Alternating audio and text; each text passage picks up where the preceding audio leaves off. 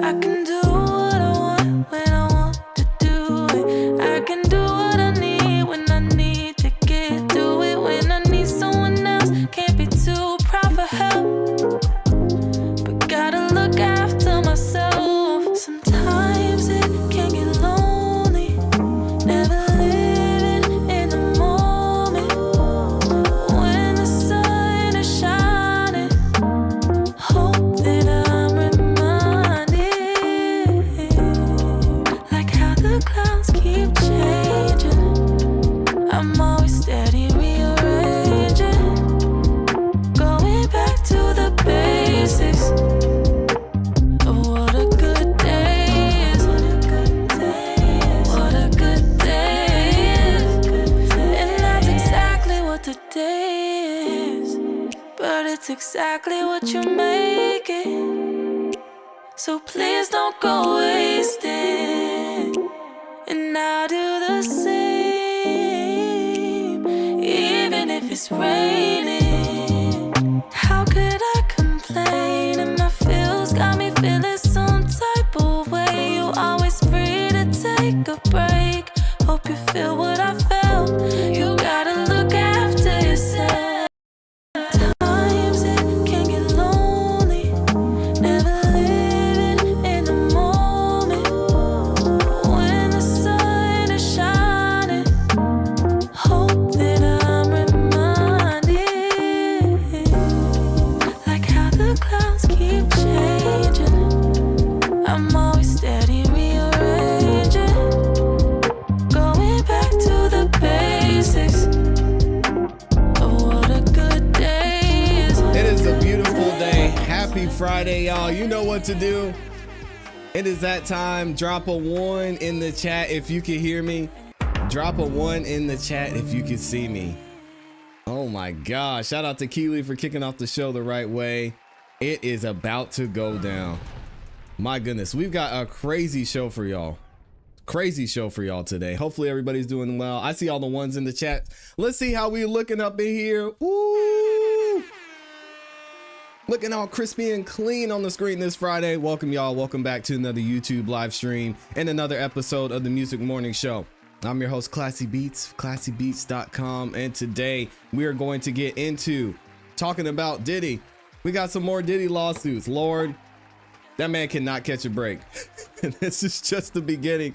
We're going to be talking about Day-Z. We've got my guy, Dennis Byron. We're going to listen to a live stream that he held a couple of days ago and gave some amazing insight into what went on behind the scenes at this party that Jay-Z's having to deal with. Well, the alleged party. We'll get into that in a second. And then, of course, we're going to be talking about our main topic, which is Shannon Stillwell. And another person who has kind of been slept on is filing a lawsuit against Fulton County. Yes, it's time. Rice Street, you about to get some smoke. Rice Street will probably not be in the chat today. Rice Street is about to get all the smoke. But before we get into it, let me say what's up to the people, man. Let me make sure we're good. Hold on. Oh, yeah. We're good. So let me see who we've got in here. Of course, my awesome, amazing Amy is in the building. Shout out to Amy in here bright and early. My dog Les up in here dropping the 5-bomb. Says TGIF family, I pray you all have a blessed day and great weekend. Do me a favor, hit the like button. See ya at work break. Thank you so much, Dennis. I appreciate the support. Shout out to Les Cleaver for the support. Thank you, sir. We got Lavisa, Alabama Gigi, Michi in here, Joyce, Susan, Aphis, Valencia, Christina's in here, Azor, Satin, PD Brokers in the building. We've got Gwen, Leona. Who else is up in here? Rodney, I see you. Peyton Sound, Christina, Tanya. We've got, oh my goodness, DeWarren, what is going on? Dropping the 99.99, the 100 bomb by DeWarren. Thank you so much for the super chat, man. My goodness. You did not have to do that. Thank you so much for the love. I appreciate the support. Y'all going above and beyond to support the community of the channel. Thank you so much, DeWarren. We're in for a great show. So make sure you stick around. It's going to be a good one. Thank you for the super chat. Wow. Shout out to Catholic Papa up in here. Good to see you. Coco's in the building. Kirsty Ann is in here. We've got Rena. Good to see you. Coco, what up?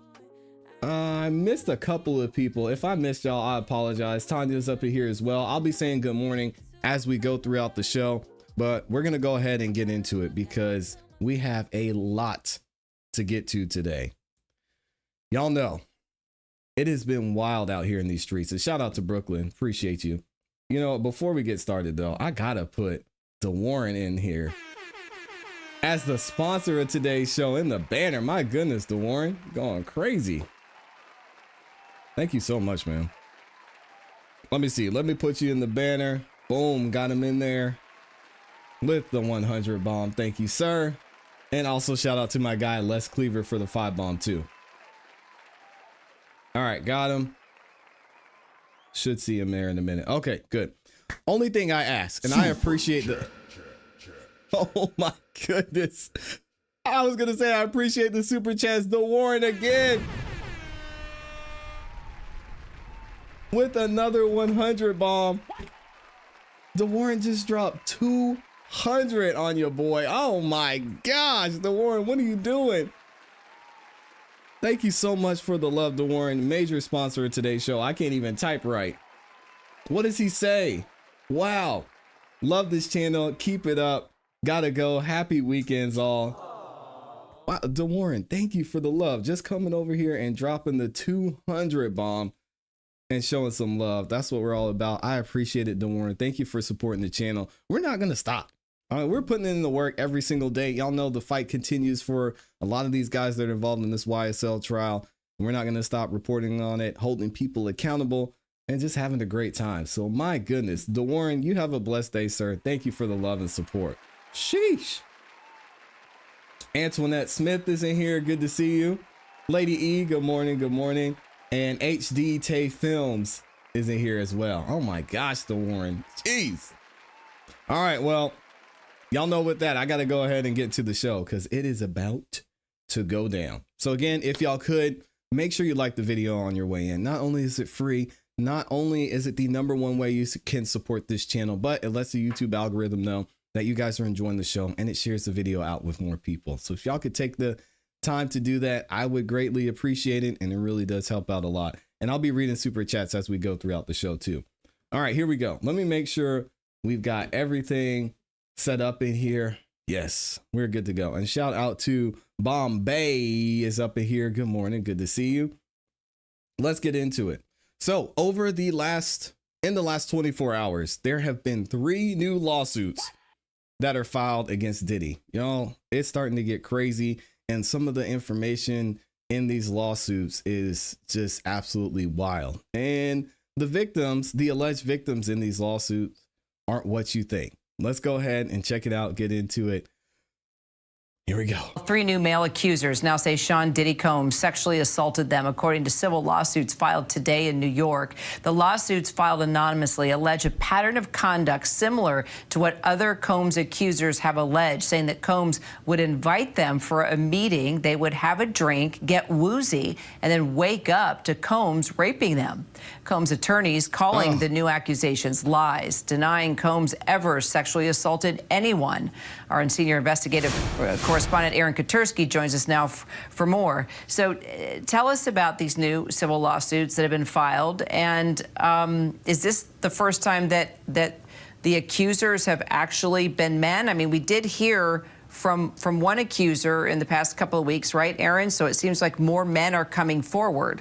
Yeah, and these, just to be clear, these aren't the first men, because y'all may know one of the producers that worked with Diddy actually was the second major lawsuit to come out, and he said accused Diddy of doing some wild things to him too. I'm not gonna get into the details because they get pretty wild, but if you want to go back and look at some of the videos where we covered that, you can do that on the channel. But this isn't the first time a man has accused Diddy in the lawsuit.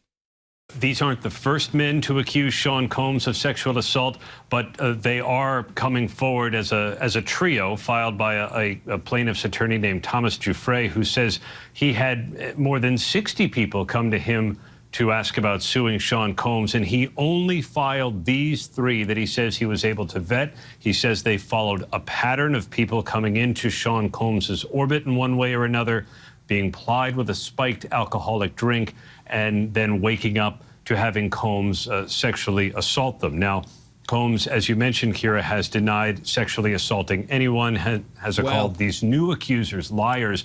One of the men worked for Combs, and he says that he went to a meeting arranged at a hotel where Combs was saying to talk about some kind of monetary payment for jobs that he never got paid for. That's when he says he was attacked. We will follow all the details and all the investigations because they don't seem to be going away. Just the lawsuits continued to grow. Investigative correspondent Aaron Kontursky. Thank you, Aaron. All right, so this is the thing we talked about yesterday with Diddy. It's going to be hard for him to get the benefit of the doubt at this point, especially once that, oh my gosh, once that ClassE video came out. I mean, it was pretty much done for him in the court of public opinion. But there are still a lot of people, including myself, saying we need to take things on a case-by-case basis. And even though he did and it's clear that he's done some of these things in the past that can be proven, that doesn't mean everything moving forward is true. So we got to take it by a case-by-case basis. Let's look into this article from XXL. They go into a little bit more detail. Diddy accused of assaulting a man at a hotel where mogul was arrested in one of 3 new lawsuits. Oh my gosh. Diddy has been hit with 3 more SA lawsuits, with one man reportedly claiming he was drugged and assaulted by the music mogul at the same hotel where Puff was arrested on September 16th. Diddy faces 3 more lawsuits. On Thursday, December 12th, TMZ broke the news that Diddy is facing a trio of lawsuits which were filed in New York Supreme Court earlier today. 3 unnamed plaintiffs are accusing the embattled media mogul of drugging and assaulting and SAs dating back to 2019. One accuser claims they were assaulted at Diddy's residence in the Hamptons. The other 2 complaints say the crime happened at a hotel. One of the alleged victims claims the assault occurred at at the Hyatt Park Hotel on 57th Street in New York, where Diddy was taken into custody by federal agents back in September. All 3 plaintiffs claim they were given a laced drink and later assaulted by Diddy. Yeesh. Diddy's attorney have responded to the allegations, telling XXL, "These complaints are full of lies. We will prove them false and seek sanctions against every unethical lawyer who filed fictional claims against him." I believe them too, but are they fictional? We don't know at this point. Diddy's legal team has an uphill battle as the rapper is facing legal action on 2 fronts.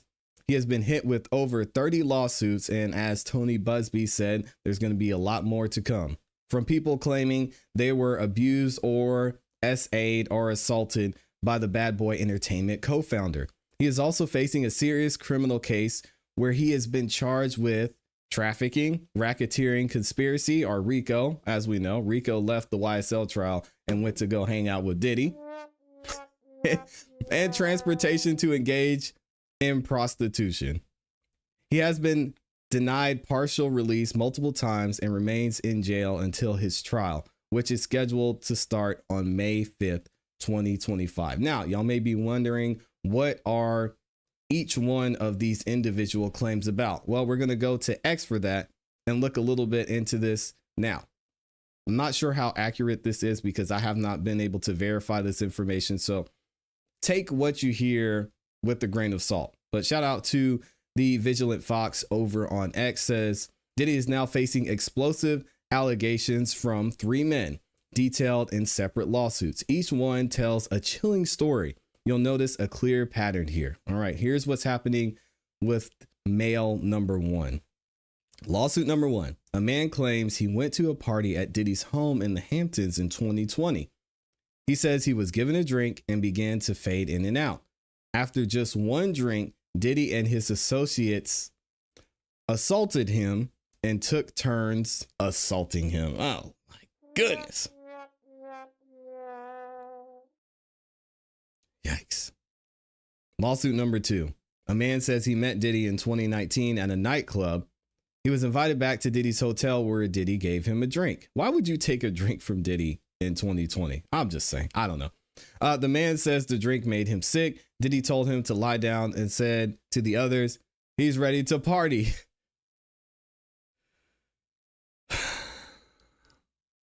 I mean, does Diddy have a "Are you ready to party" t-shirt? Where's the "Are you ready to party" merch? Because it seems like he just says this all the time. Ugh, so weird. When he woke up, the man said he was lying buck naked on his stomach. Diddy was assaulting him, and a man and woman were recording it. The next morning, one of Diddy's associates gave him $2,500 in cash on behalf of Diddy. Lawsuit number 3. A man who worked for Diddy says that in 2020, he went to Diddy's hotel room for a meeting. Diddy made him a drink, which made him very tired. Diddy told him to take a nap. When he woke up, Diddy was assaulting him. When he tried to resist, Diddy told him he was almost done. Oh.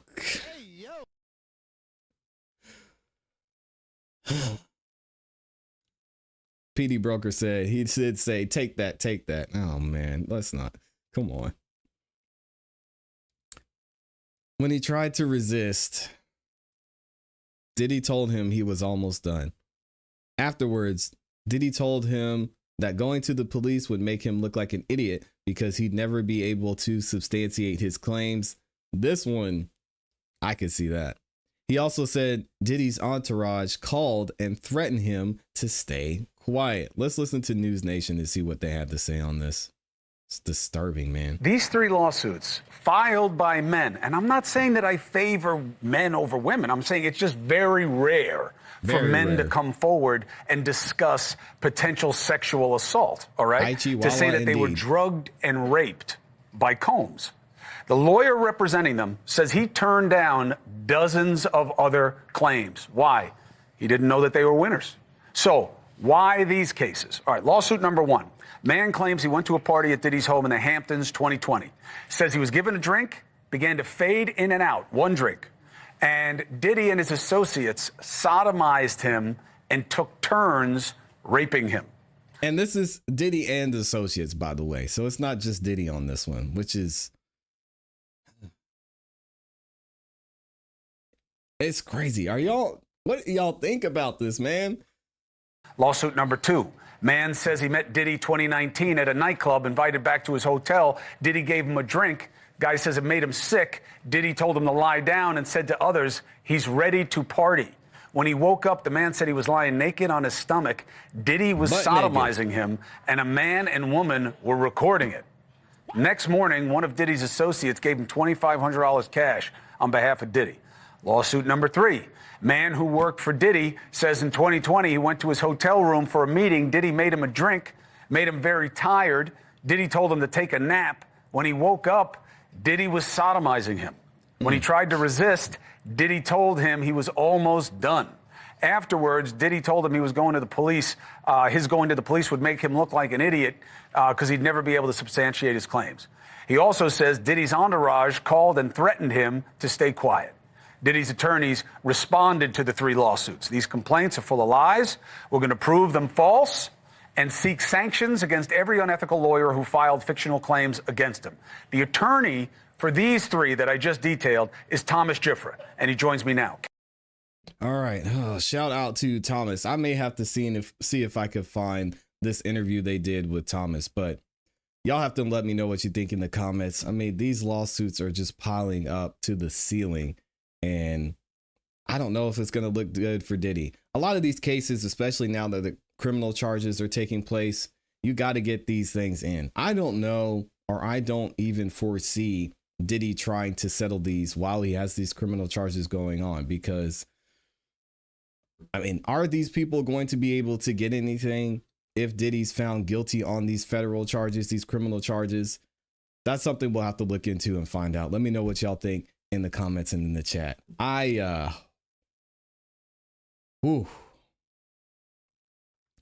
This is some tough stuff, y'all.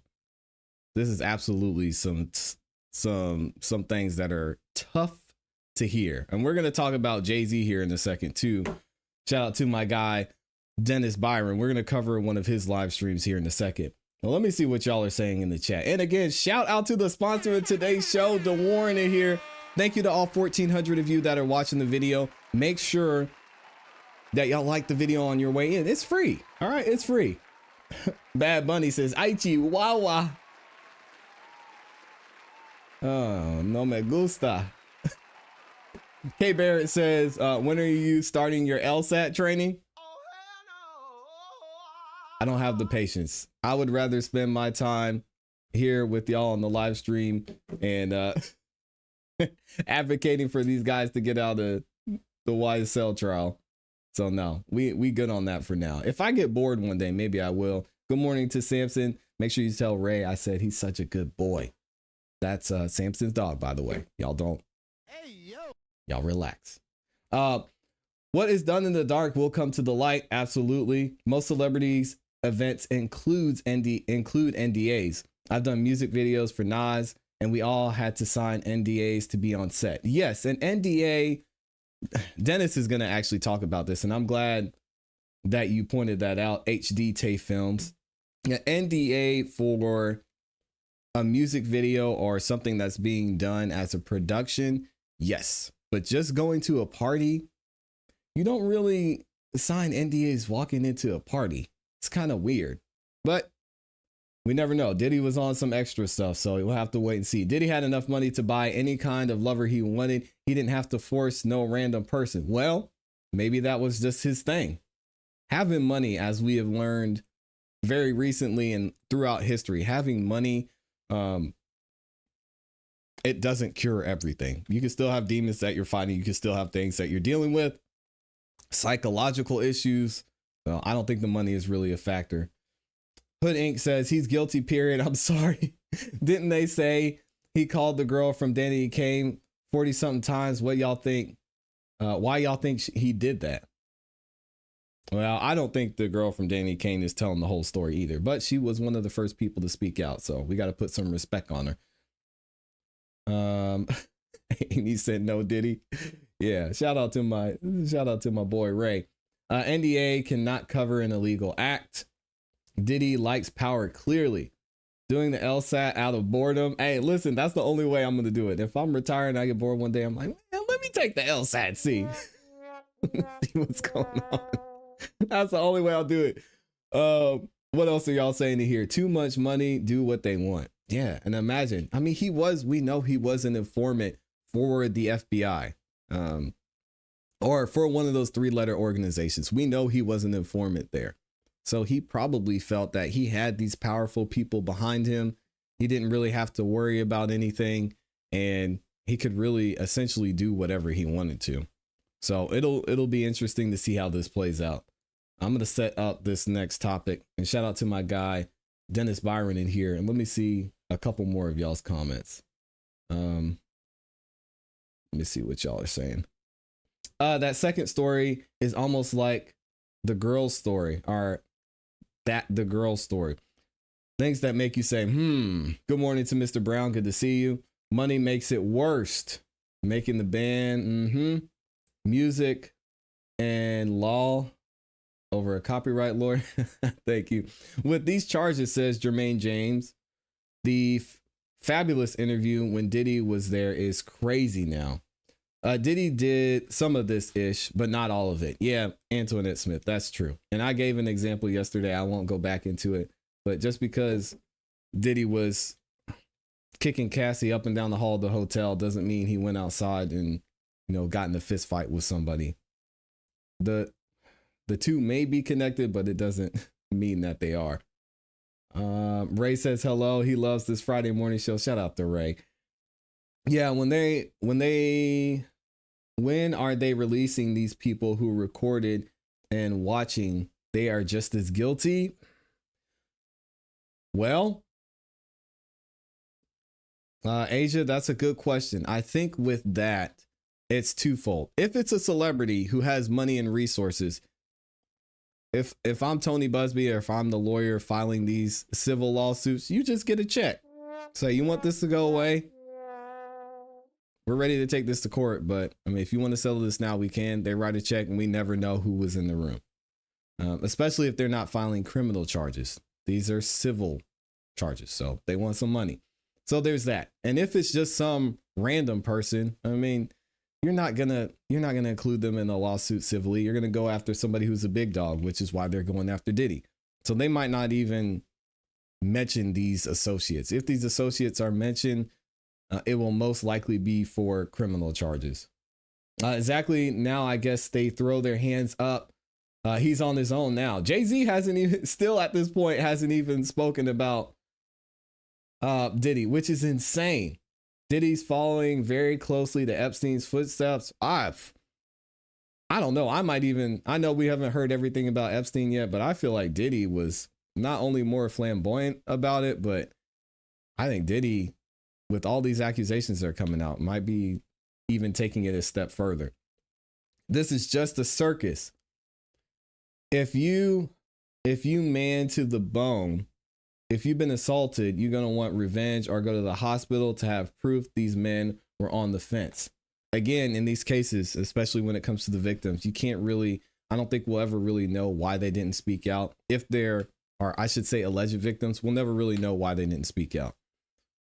Because it could be the type of business they were conducting, who they were, who sent them there, what circumstances they were there under. I don't know. Cassie opened up a can of worms for Diddy and his lawyers knew it. Oh, Cassie's about to lead the charge on this whole thing. All right, let's get into this next topic with my guy, Dennis Byron. If y'all have not watched, and let me make sure we're good. Yeah, we're good. If y'all have not watched this interview, or, well, I don't want to say interview, this live stream from Dennis Byron, you are absolutely missing out. Some of you may not know, you may be sleeping on my guy, Dennis Byron. Please make sure you go subscribe, support his channel, because not only does he have over 20 years of experience as an investigative reporter, but he has been involved in a lot of what's going on with these celebrities. He's been at certain parties, been in certain places, met certain people. Y'all don't sleep on my guy, Dennis Byron, because he has a lot of insight into what's going on behind the scenes, and specifically with what's going on with Jay-Z and Diddy. So Dennis is going to give the background in the story. I'm going to let him tell it. I'm not going to play the whole thing. I'll put the link to this full live stream in the description of this video and of this live stream, so y'all can go check it out. But Dennis, just to give you a little bit of background, he was actually a photographer in New York and in that area. And he was actually able to be behind the scenes at a lot of these after parties and a lot of these big events. And he's going to tell his side of the story of exactly what happened during this alleged assault that happened to the most recent lawsuit that was filed against Jay-Z. So check this out and listen to what Dennis has to say and how he tells his side of the story. I know it's late, ladies and gentlemen, but I've been busy. I've been busy. Okay. Listen up. Let me say something, ladies and gentlemen. I watch a lot of people do videos and talk about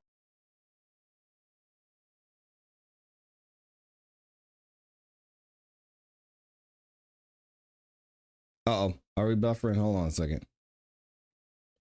I'm sorry, y'all. I got y'all all hyped up for that, and then I started buffering. Dang. watch a lot of people do videos and talk about. Hopefully, then, is this video still live? Oh, no. Hold on. Y'all give me a second. Where we at? 2:15. Let me refresh this.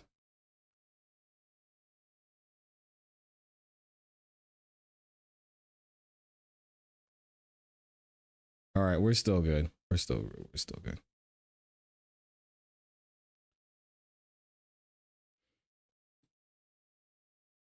Do this. What's this?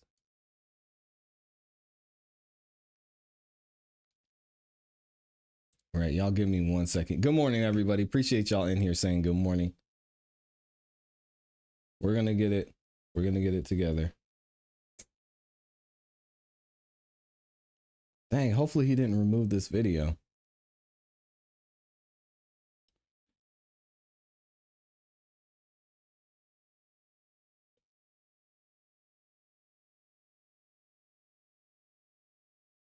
We may have to come back to this one.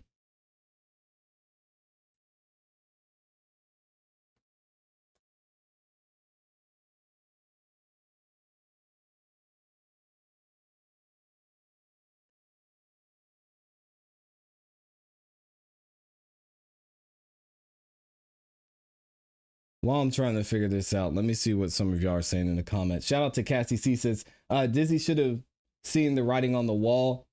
He should have looked up the meaning of Cassie's name. We all stick together. Is that what it means? Shout out to, is it Harold Chemist? And here says, man, I saw your video yesterday and you ain't had hair on your face. Keep the beard. I like it. Thank you. I appreciate that. Let me see there. Yeah, y'all are saying you did. Listen, Dennis can do whatever he wants to with his content, and I'm just gonna leave it at that. It's his content. He created it. He owns it. So, and that goes for anybody. What is going on here? We might have to come back to this. I need to back up. Person ClassE, not there yet. Cassandra, Greek mythology means the one who shines and excels over men. Oh, God. Hey, yo.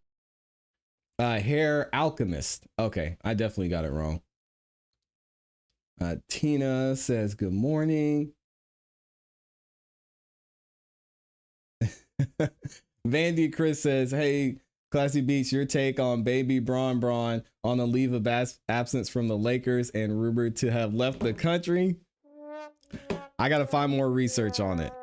All right, I'm not going to struggle through trying to figure this out. So we're going to go and move on to the next topic. I don't know what's going on with that video, but we'll have to come back to it. My initial thoughts are, I've been busy. Well, okay. Everything happens for a reason. And didn't Bron say, ain't no party like a Diddy party? I don't know what's going on with LeBron, and I honestly don't care. Like he should have been retired. I can't stand LeBron as a player, and you know, whatever he's going through, I'm sure he'll be okay.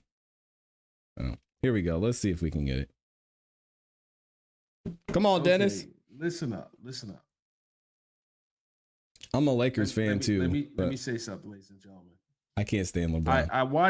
I watch a lot of people do videos. Oh my gosh.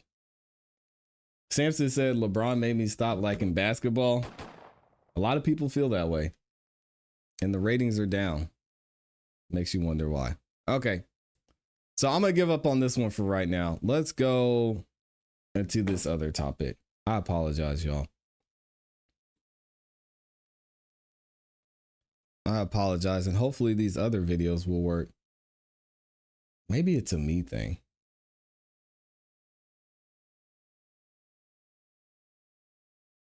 Breaking at 4, the Fulton County Sheriff. No, I think there might be something going on with Dennis's video. I'll have to reach out to him and see if everything's good.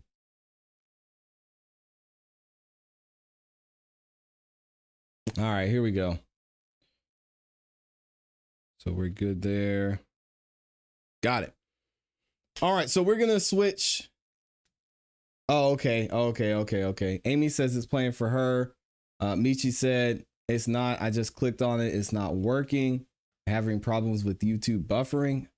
Amy said it's playing fine. YouTube play too much. YouTube, man, we just out here trying to be great.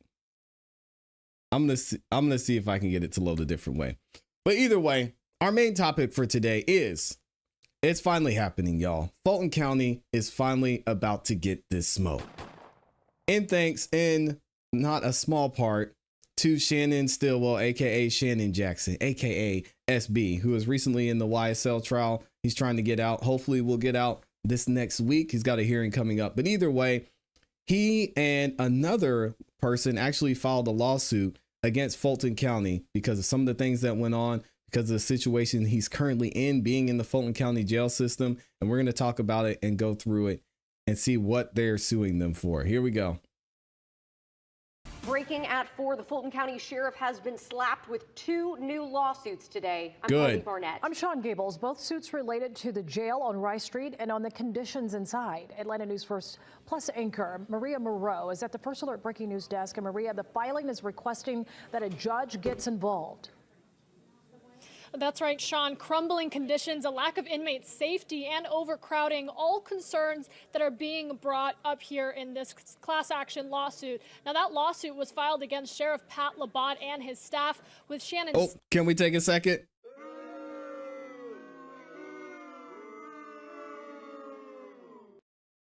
Boo to Pat Labat. Lawsuit. Now, that lawsuit was filed against Sheriff Pat Labat and his staff with Shannon Stillwell as one of the lead plaintiffs. His case just wrapped up in the YSL RICO trial. Another lawsuit filed was for damages filed by the family of Davon Blake, who was stabbed and killed in the jail last year. It was just last month that the Department of Justice said conditions at the jail violate the Constitution when it comes to cruel and unusual punishments and restricting citizens' rights. To add to that, political reporter Doug Reardon has been digging into this all day long. He will have a full report for you on Atlanta News First, live at 5.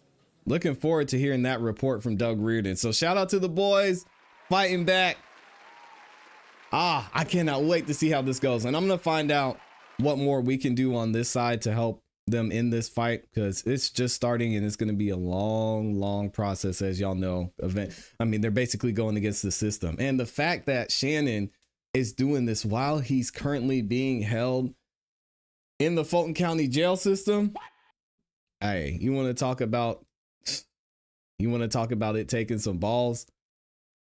This is a brave thing to do. He didn't even wait until next week. He said, nah, we got to go. We got to get this done. Let's go after Fulton County. Now, some of you may not know what actually happened to Shannon while he was in jail.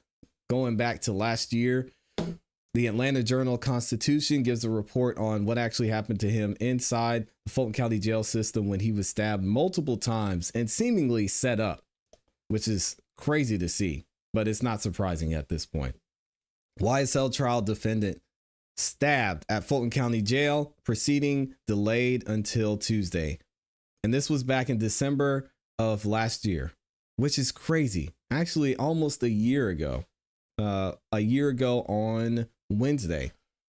The slow-moving Young Slime Live trial involving Atlanta rapper Young Thug and his alleged associates faced yet another delay on Monday after one of the defendants was stabbed over the weekend at Fulton County's troubled jail. Shannon Stillwell, also known as Shannon Jackson, was stabbed multiple times Sunday night during a fight with a fellow inmate, according to the statement from the Fulton County Sheriff's Office. Willie Brown, a murder suspect who's accused of killing a teenager in 2020, now faces additional charges of aggravated assault and possession of prohibited items in connection with the stabbing.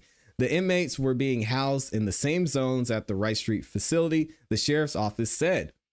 It is unknown what led to the fight, but Stillwell is considered stable, according to the statement.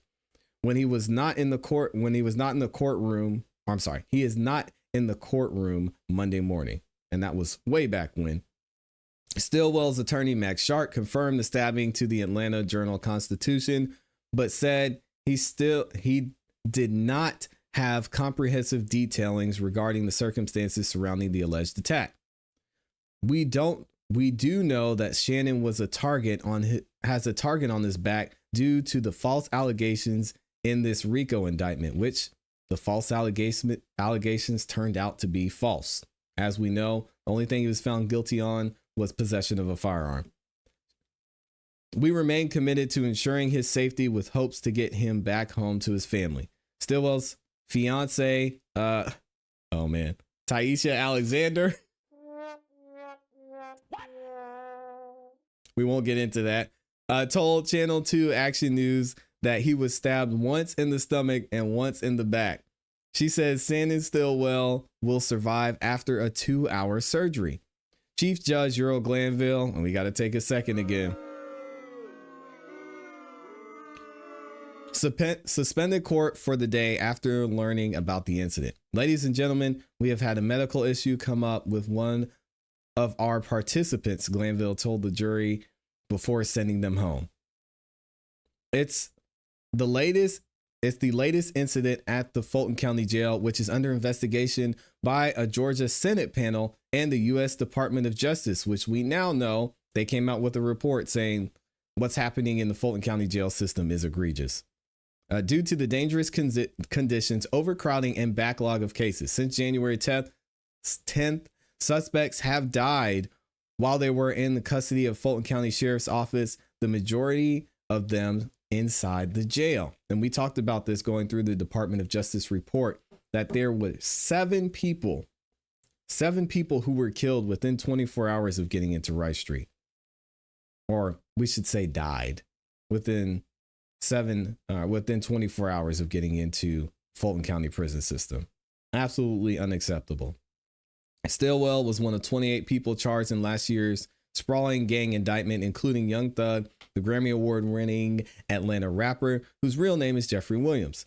Only 6 of those 28, including Shannon Stillwell and Williams, are on trial. Stillwell is facing 8 charges, including conspiracy to violate RICO, 2 counts of murder. We already know all of this. Talk about the jury selection process and some of the things that went on behind the scenes. So there we have that part when it comes to Shannon Stillwell. I do not want to leave out the second part, or not even the second part, but the second lawsuit that has been filed against Fulton County Jail system, and specifically Sheriff Labat. Check this out. We now know the name of the man killed yesterday in a stabbing at the Fulton County Jail. Officials have identified him as 23-year-old Davon Blake. Jailers say he was stabbed to death while behind bars. 4 others were also injured. New at 4, we are now hearing from Blake's family. Fox 5's Tyler Fingert joins us from the live desk tonight with what they're saying. Tyler. Yeah, Christine, Davon Blake's family is frustrated right now. They say he should have been safe behind bars, but now they're stuck planning his funeral after he was stabbed multiple times at the Fulton County Jail yesterday. Terrible. It's sad that a kid go to jail and lose their life. The family of 23-year-old Davon Blake is left with a lot of questions after the Fulton County Sheriff's Office says he was stabbed to death while in custody at the county jail. All of us are left with a piece of us gone. It's horrible. And Fulton County needs to do better. Blake was one of 5 people the Fulton County Sheriff's Office says was stabbed at their jail Thursday during a dispute. Investigators say he was the only one killed. Blake had been in custody since January on several charges, including reckless conduct. He also spent time at the jail in other cases in 2020 and 2021. Yes, he's made some mistakes in his life as far as why he ended up in Fulton County Jail.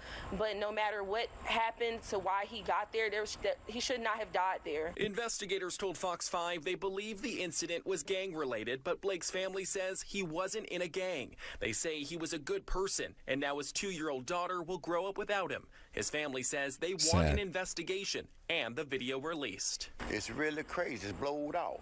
They do not have enough staff down there on Rice Street. They should have people accountable for their mistake. The family says investigators haven't told them much, and they question what the sheriff's office says happened. The Atlanta Police Department is now investigating this case as a homicide. At the live desk, Tyler Fingert, Fox 5 News. Yeah, so disturbing to hear about these deaths at the jail. Tyler, thanks so much. Yep, Fulton County, your time is almost up. And I'm so glad that this is happening.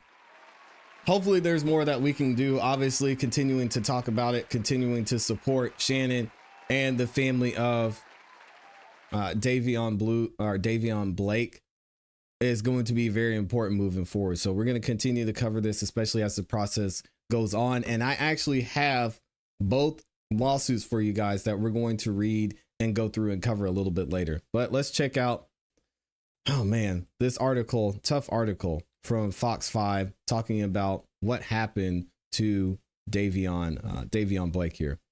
Family demands answers in the stabbing death of inmate at the Fulton County Jail. And again, this happened in October, so less than 2 months from when Shannon got stabbed last year. Inside the Fulton County Government Center Wednesday, the family of Devonte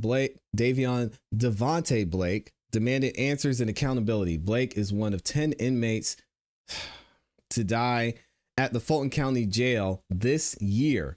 Investigators say he was stabbed multiple times. He did not deserve to have anything like this happen. There should have been more safety procedures, says Sonia Marquise, Blake's aunt. On August 31st, the 23-year-old was killed and 4 other inmates were injured in the Fulton County Sheriff's Office says was a stabbing on the 7th floor of the jail. Blake was in custody on 2 counts of reckless conduct and possession of marijuana and cocaine, as well as a battery charge out of Sumter County. He had been in custody since January of 2023. Come on, man. Attorneys for the family believe Blake was stabbed to death with shanks by other inmates while he was on the isolation unit floor of the jail. They claim the other inmates popped the locks, as we found out was really easy to do in Rice Street, that were malfunctioning and killed Blake in an area that should be monitored by guards. The family's attorney said they are planning to sue because Blake had been attacked before and more should have been done to protect him. It was shocking, Blake's uncle John Ponder told Fox 5. He didn't deserve to get his life taken like this. Everything falls on Rice Street. Uh-oh, Rice Street, where you at? Gotta come get this smoke. It's sad that a kid has to go to jail and lose their life. Blake had previously been arrested in 2021 after a high-speed chase through Atlanta. Well, I mean, all right. He had been charged with reckless driving, felony theft by receiving stolen property, fleeing and attempting to elude law enforcement, and misdemeanor willful obstruction of law enforcement. Listen, be a law-abiding citizen. You in general can avoid most of these situations. Yes, he made some mistakes in his life as far as why he ended up in Fulton County Jail. Accountability, respect it. But no matter what happened to why he got there, he should not have died there, Marquis said. Investigators told Fox 5 they believe the incident was gang related, but Blake's family say he was not in a gang that they know of. They say he was attacked by rival inmates and that he was a good person. Now, his 2-year-old daughter will grow up without him. He was really sweet, always laughing, said Blake's aunt Sonia Marquise. Yeah, especially while he's in a high-speed chase, I'm sure. He had a great personality, just super nice. Just days before Blake died in custody, investigators say a cellmate strangled Samuel Lawrence. What? His family told Fox 5 on Tuesday that he had filed a number of complaints because of the issues with staff and other inmates. Both Blake and the lawyer's families say the system failed them. Fox 5 reporter Tyler Fingered it took the concern directly to the top. I'm sorry, y'all. I need to grow up. I said from the mountaintops, we are in a crisis. We have been in a crisis long before I took office, said Fulton County Sheriff Pat Labat. I'm going to call him Pat La Pass the Buck because he takes accountability for nothing. This is insane. Sheriff Labat says his team is actively working to overhaul the issues, blah, blah, blah. He says he has asked not only the county commission to help, but the feds too. Oh, poor Sheriff Labat. He just doesn't need enough help. Sounds like y'all's guy LeBron never has enough help. We will continue to fight and continue to focus on saving lives, he said. For the Blake family and their attorneys, solutions are long overdue. How many people have to die while you're trying to fix it? Harper said, shut it down. Pat LeBum, I like that better.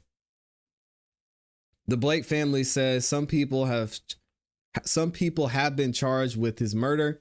We reached out to Atlanta police for more details, but have not heard back. Shocker.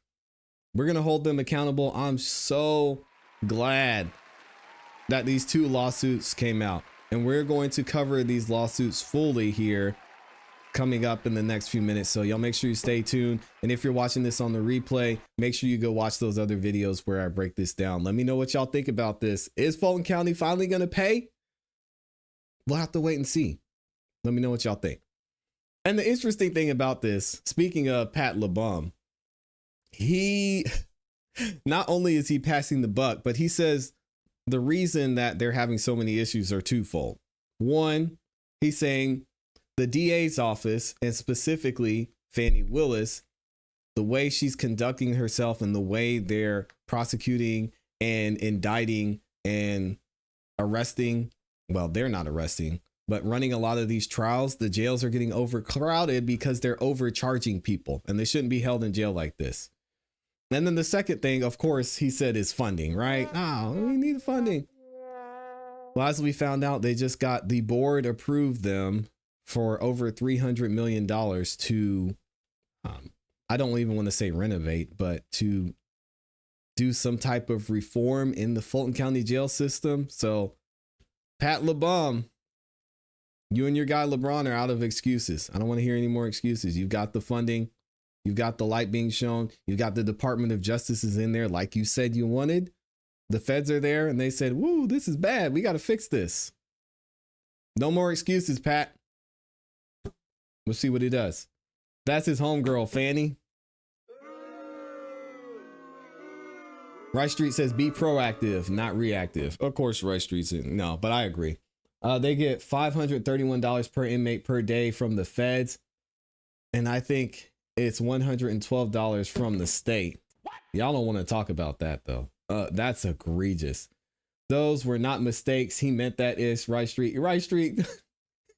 Rice Street is not taking the smoke, lying down. Oh my gosh. I practice in Atlanta. Rice Street is terrible. Oh, shout out to Legally Bomb. Thank you for being here. Can we give a round of applause to all of the attorneys that tune into the show? And I love y'all being here and giving your insight. So thank you for being here, Legally Bomb.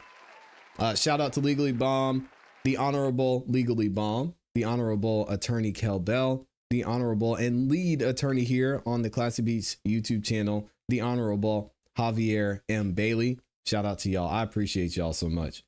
But when you know you're doing people wrong, it'll come back on the devils. When we put it in God's hands, victory will come in the end. Amen to that, Minnie Perkins. Yeah, so he was not a stand-up citizen. And, you know, I always find it interesting when something like this happens. You know, people only want to focus on the positive parts of the person that it happened to. It's like, can we be real about the situation? This man was not an angel. A high-speed chase, drug possession. I'm not saying he deserves to die, so please don't mishear me. But there's a reason he was in there. I think this lawsuit is well-founded, though. I don't think he deserved to die either. And there's no excuse for him being attacked in this way. Guys being able to pop open the doors, the secure doors. So shout out to the attorneys, though. Oh, don't forget Van. Oh, man. Shout out to my guy, the Honorable Attorney Joshua Van Lawn as well. Thank you, Amy, for the reminder. Amy's so. Up here in Massachusetts, they lock you up in certain units by your street, by the street you're from. And they know what streets or areas have smoke. And even if you're not in a gang, they won't house you with the ops. That's amazing. Shout out to Massachusetts. You think with all of these super investigator, social media, stalker, special title people that we have in here in Fulton County, I'm not going to call any names. You think with all those gang experts, right, that we would be able to sort this out here in Fulton County. But apparently, that's not the case. Massachusetts. Massachusetts. How else is Fanny going to pay for her vacations with her boyfriend? Y'all got smoke for Fanny too? Yeah. Yeah, and shout out to the other attorneys on YouTube. Shout out to TLA, my dog. I'm talking about the attorneys that are here in the chat, but I know there's some other great attorneys out there too. Legally Bomb says in July, the Fulton County Board of Commissioners voted to renovate Rice Street as opposed to building a new one. Yep, we covered it here on the channel too, Legally Bomb. They got $300 million. $300 million. So, yeah, Labat's out of excuses now. I don't want to hear it. And unfortunately, it's sad that they're going to try and clean up this mess. I wish they would just wipe the slate clean, move these guys, do something maybe similar to what Massachusetts does, and separate them out based on what they're being held for. Yeah, it's just a mess. Fanny's definitely that. It's like they set you up to get murdered. I watched the Rice Street article. They have people locked up since 2013 without being charged yet. Yeah, COVID kind of messed up a lot of things, and they blame COVID for the backlog. But still, as someone who's been in there for 2013, COVID didn't cause that. Okay, let's be clear. Rice Street is the street. Fulton County is the jail. Sheesh. Nah, Rice Street, you getting all this smoke today. They're going to argue they can't because they're hybrid gangs.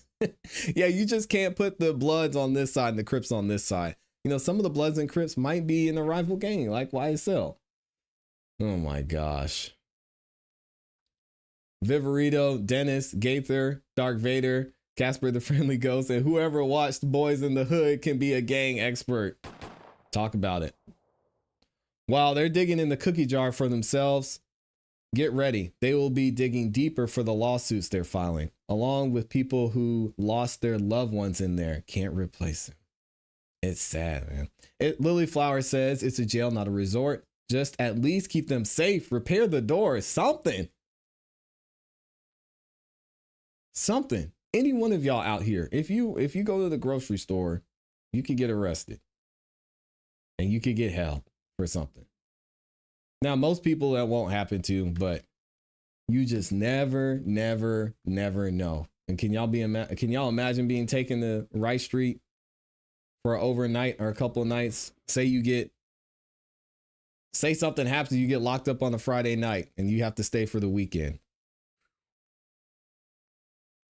Fulton County reports stabbings for 10,000 inmates per 100,000 inmates. What? Miami reports 500 with twice the inmates. It's bad, man. It's bad. They mentioned that in the Department of Justice report too. Shout out to Sean P, my guy, CEB gang for life. All right, let's go ahead and get into our next topic. I'm going to go, let me see and make sure I didn't miss anything.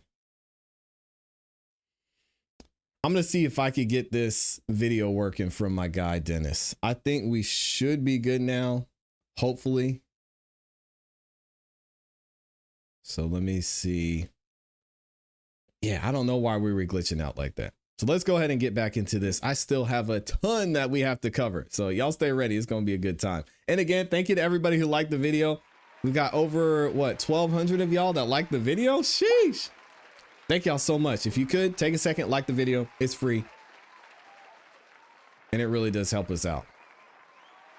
All right, so let me switch this thing back. Boom. Got him. All right, we got my guy. We're gonna introduce it again. Dennis Byron has been covering this lawsuit, this new lawsuit that came out about Jay-Z, where he allegedly assaulted a 13-year-old girl at a VMA's party or MTV party. Dennis Byron actually says he was at the party. What?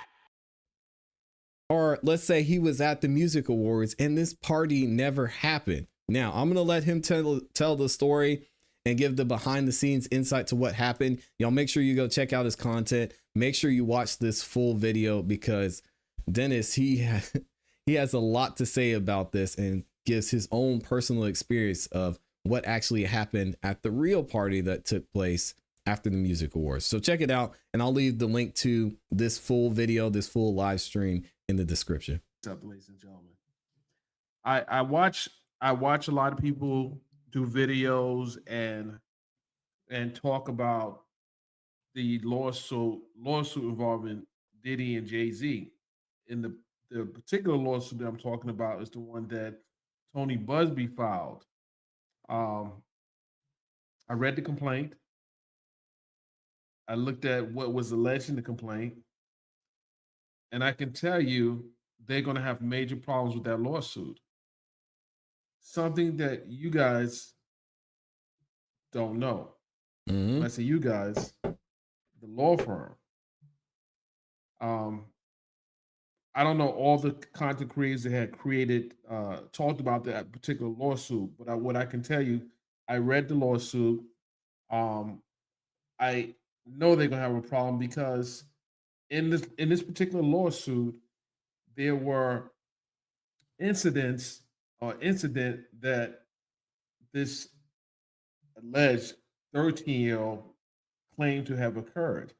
Well, the first thing, and this is very important, I attended the MTV Awards in September of 2000. Myself, and another high-profile celebrity photographer. So we both attended the party. Actually, it was about five of us that attended the award. I think 5 or 6 that attended the award show and the party. Dennis was out there partying. So there was never a party at a house. What? Hold on. Dennis said there was no party. Oh man. These niggas lacking. Tony, you have some explaining to do. Now, Dennis is going to get into it. But my question is this, just taking that statement by Dennis. If that is true, why in the hell would Tony Busby go through with this without doing his research? Because this claim gave explicit detail about the house, what the alleged victim saw. She noticed people that were there, namely Jay-Z, Diddy, and Celebrity B, we're going to call her. So she completely making up this story. We all kind of thought, and I said, hey, if they were at the party, that's going to be the key. If they were there, this is going to be a tough battle. Dennis is saying the party didn't even happen. Yikes. There was never a party at the house. So that's going to be a problem. And as I went through my pictures this evening, I can tell you who was at the party. Here we go.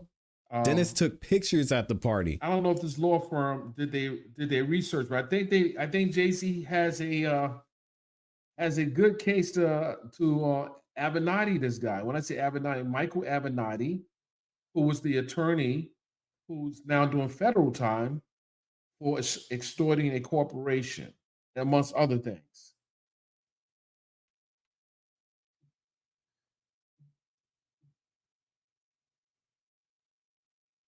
Okay, hold on a second. I didn't even put this on Twitter. I just did this. I probably gonna go in membership mode to show some receipts. But this is very important. I want to say this, and anyone who attended the party can tell you that this is a fact. All right. So again, and shout out to Hair Alchemist. So Dennis is saying that the party at the house never happened. He said there was an after party. He was at the after party, but it wasn't at the house like this alleged victim is saying. So here we go. There was never a waiver to sign to get in the party. You had to be ID'd to get in the party. There was never a waiver to sign to get in the party. So when that was alleged in the report, in the lawsuit, it wasn't true. And in that particular lawsuit, this alleged Jane Doe said she signed a waiver, but didn't get a copy. Well, in 2000, they weren't making anyone sign waivers. This didn't happen till later on when you had to sign a waiver and get to certain parties. So that never happened. NDA, it never happened. No one was signing NDAs in 2000. And here's the backstory. This is the backstory. And I have the slides. In 1999, I was the photographer hired to shoot the prototype for the Rockaway clothing line. And you guys can Google, do your research. It was the Comment Group, was the licensing company that Jay-Z hired. Wow. To design the clothing line for Rockaway.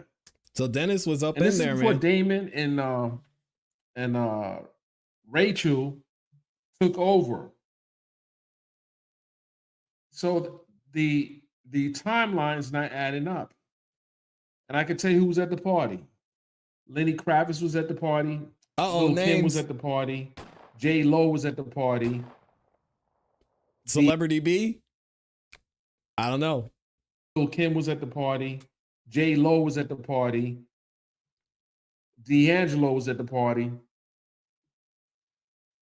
Jack Black was at the party. Oh, shout out to Jack Black. So think about this.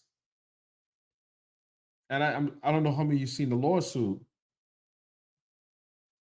You got J. Lo at the party. You got Lil' Kim at the party. You got different people at the party. What's this claim that was a 13-year-old at the party didn't happen. I was taking pictures. Johnny Nunez was taking pictures. Mm-hmm. Frank Marciata was taking pictures. So this is interesting that an entire all-star party occurred and someone saying it was at a house. It wasn't at a house. It wasn't at a house. He did. He did say it was Lil' right Kim. in Manhattan.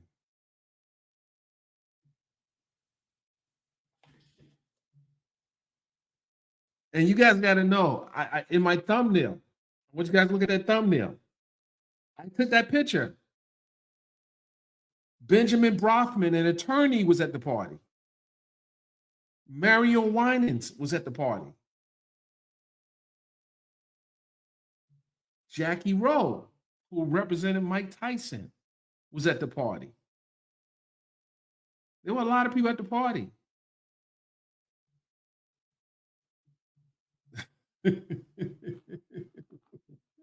Mm-hmm. Let me just tell you, ladies and gentlemen, he gets they're into gonna have more a hard detail. time proving this case. They're gonna have see the problem here is that some of us kept our receipts.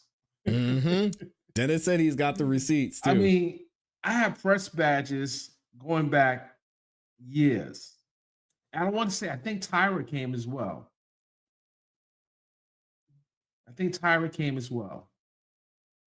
So I want to pull some pictures. Well, I don't want to. I'm going to go membership. I'm going to share some pictures with you guys.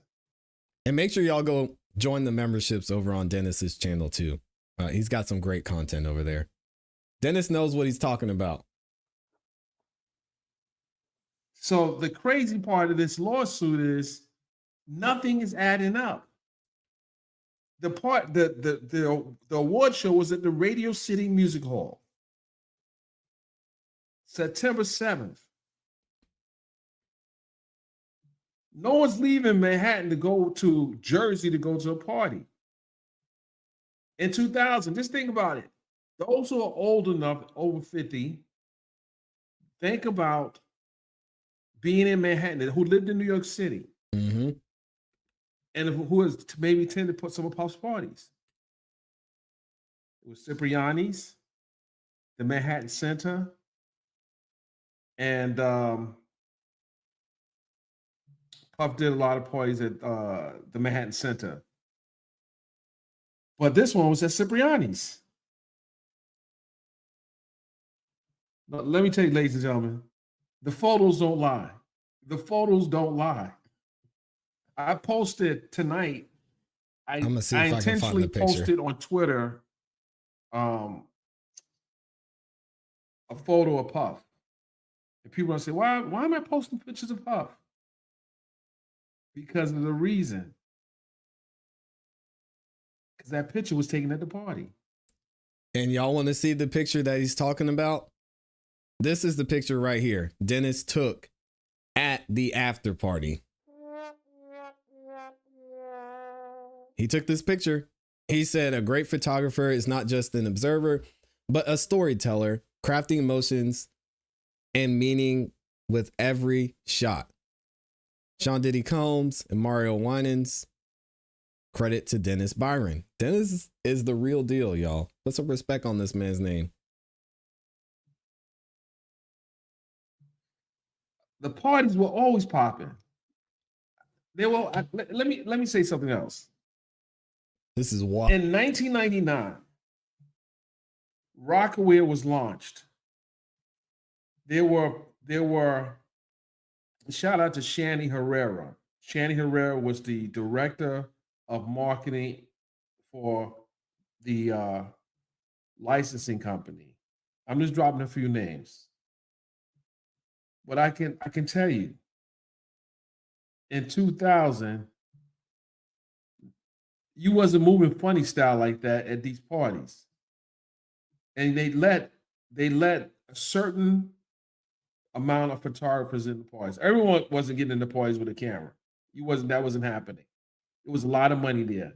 And if you look at that photo I shot, Puff is wearing, I think a ring was like $200,000 ring. Mm-hmm. If I look at that photo, because I remember when I took the picture, I zoomed in on his ring and the cigar that this white guy was lighting a cigar for him. And Mario Winans was standing right next to him. There's a picture. And J-Lo was in the building. Let's see if I can pull it up real quick. Okay, here we go.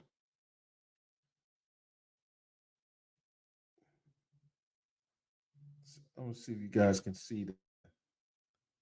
Where's the camera at? Where's the camera at? Where's the camera? Where's the camera at? Yeah, and Dennis goes into that ring he's wearing. This party he was shot. At, it went on and they were there until 4 a.m. Allegedly. This is the picture. I shot that picture. I share that one with you. I'm going to share the other ones I'll share a few of the other ones in my membership section. It wasn't. Listen, we closed the party down. Let me tell you this. We closed the party down. The party lasted probably. Here you go. 4 o'clock, 3 to 4 o'clock. I think it's right 3 to 4 o'clock in the morning. Because you got to remember, once the award show was over, it was the after party. So I think we got out the award show around 11:30, and then we went to the after party. And see, again, going to Dennis's story, this makes way more sense than the story that was told by the alleged victim. Because if we take what she said to be true, right? She was taken from the music awards to the after party.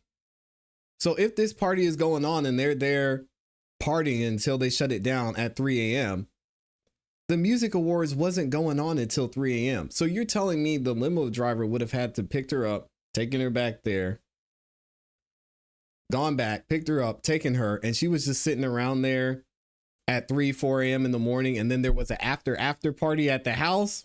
Stop the cap. Doesn't make any sense. So this notion that someone's going to scoop up a 13-year-old girl, I'm sorry, I don't mean to laugh, but you got some of the biggest names at this party. Someone's going to smuggle a 13-year-old girl in the party? No, this is Manhattan. That's not happening. Doesn't make sense. Also, he mentions the house she described is in Jersey. They were at a party in Manhattan. Doesn't make sense. She's lying.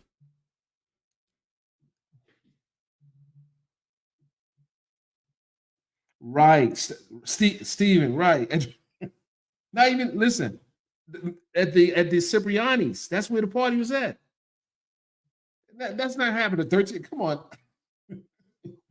He goes into happening. It. Y'all just hold on. Dennis it's has so bogus. I looked at the law, so I said, this is bogus.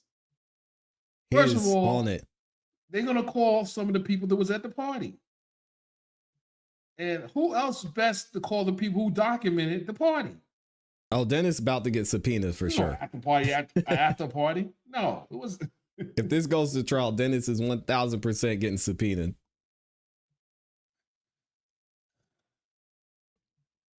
In 2000, Diddy wasn't living in the house. He was living in Jay's house is in Jersey with his mother.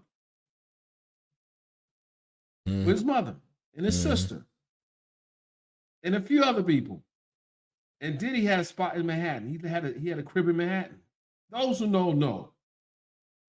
He had a crib in Manhattan.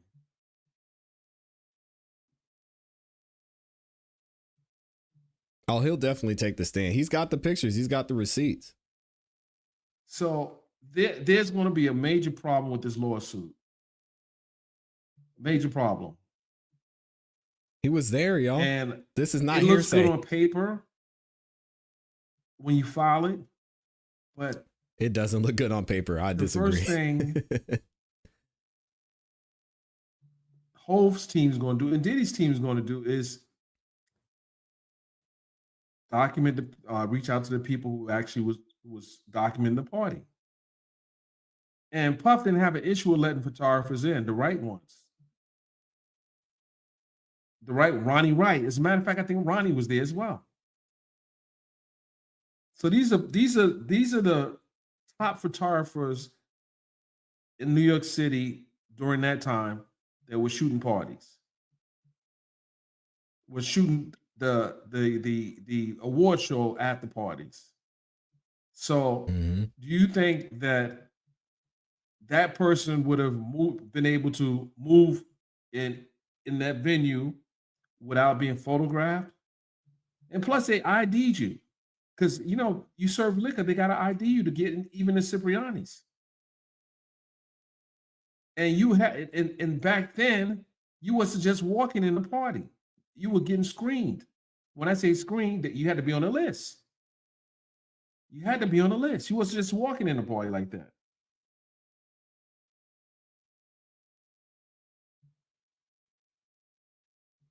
So when I see all these people saying, "Oh, they did it," Jay-Z's, let me tell you something. Hold on. Let me say something else. Jay met Beyonce in 2000. Oh, here we go. I knew Beyonce before Jay-Z knew Beyonce. What? I knew Beyonce before Jay-Z knew Beyonce. He met Beyonce in 2000. I photographed Beyonce in the early, he met Beyonce in the latter part of 2000. I met Beyonce, I think it was in 99 or 2000. He's got the receipts, y'all. So I'm going to see a picture. Well, you saw the picture I had there. That's not the first time that I interacted with Beyonce.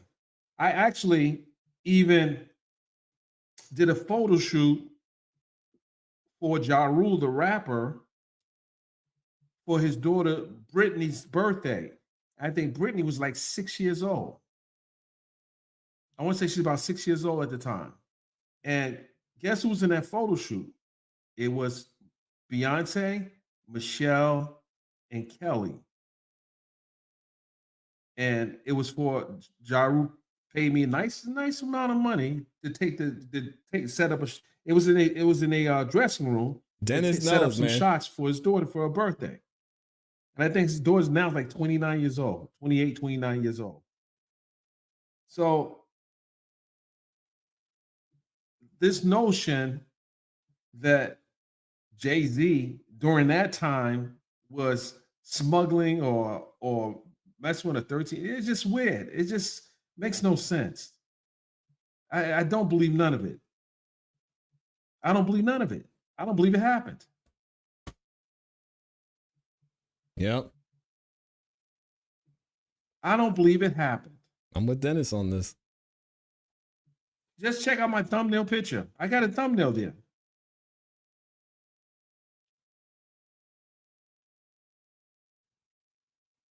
So when when people file lawsuits, especially now, don't you think it's kind of interesting that?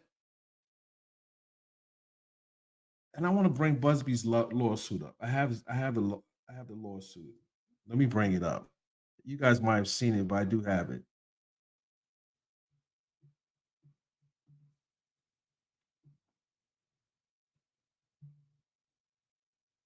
And shout out to Dennis. I mean, wow.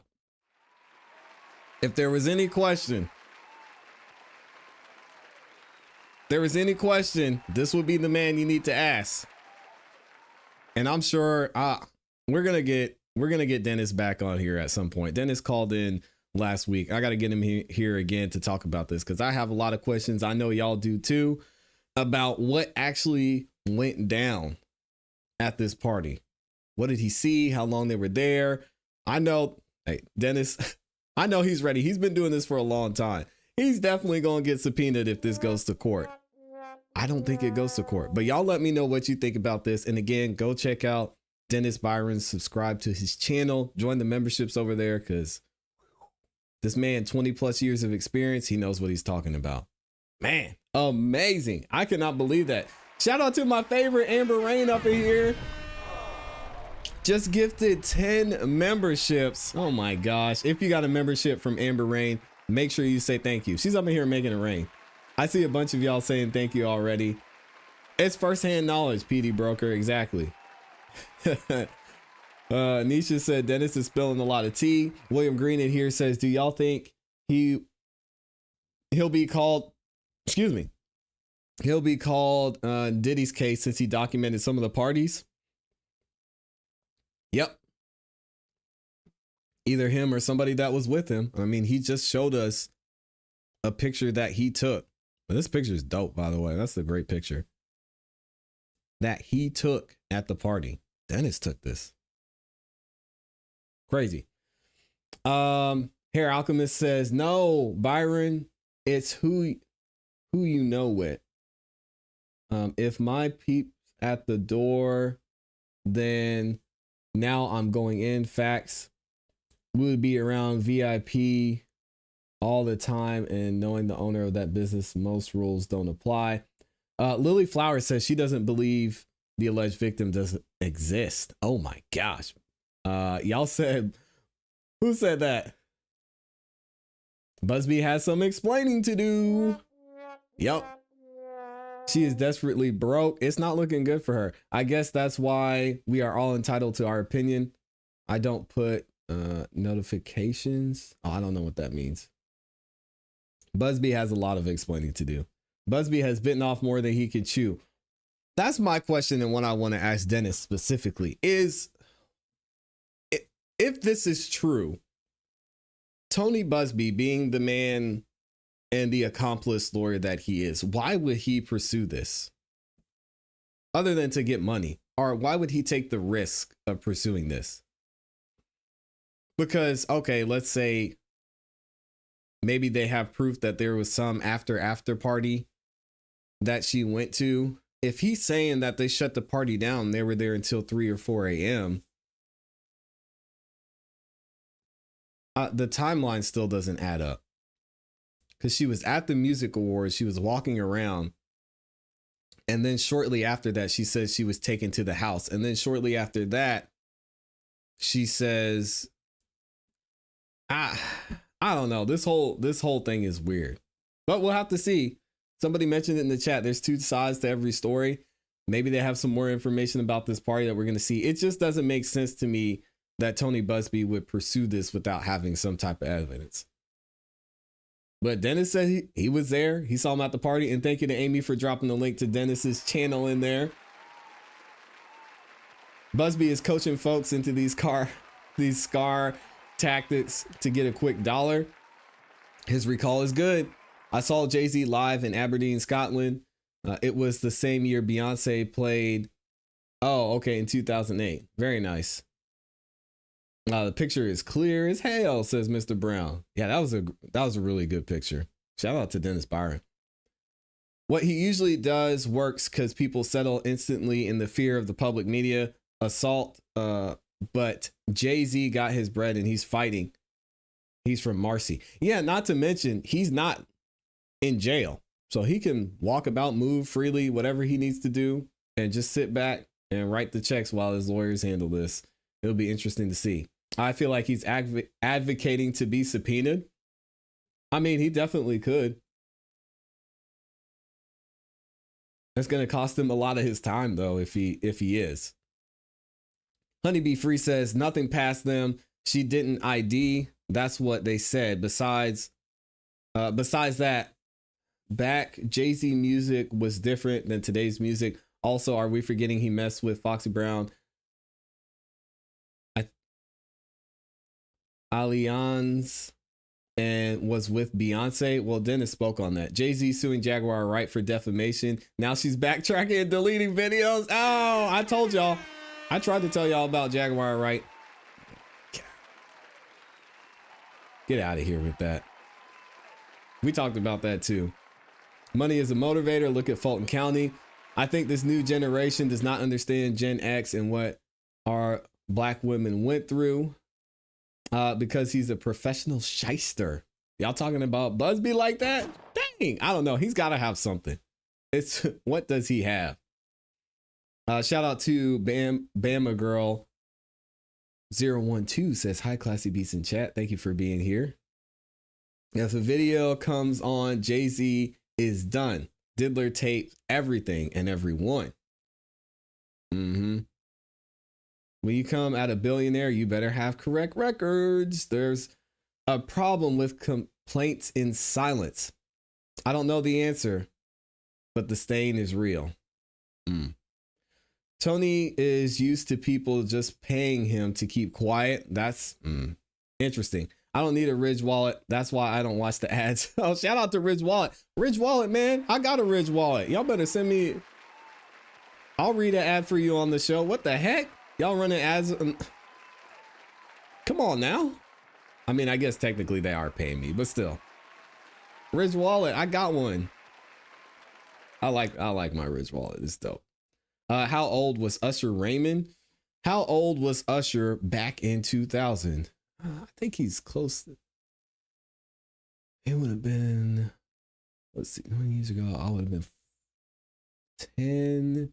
So Usher, he was probably around that same age, like 14, 15, something like that.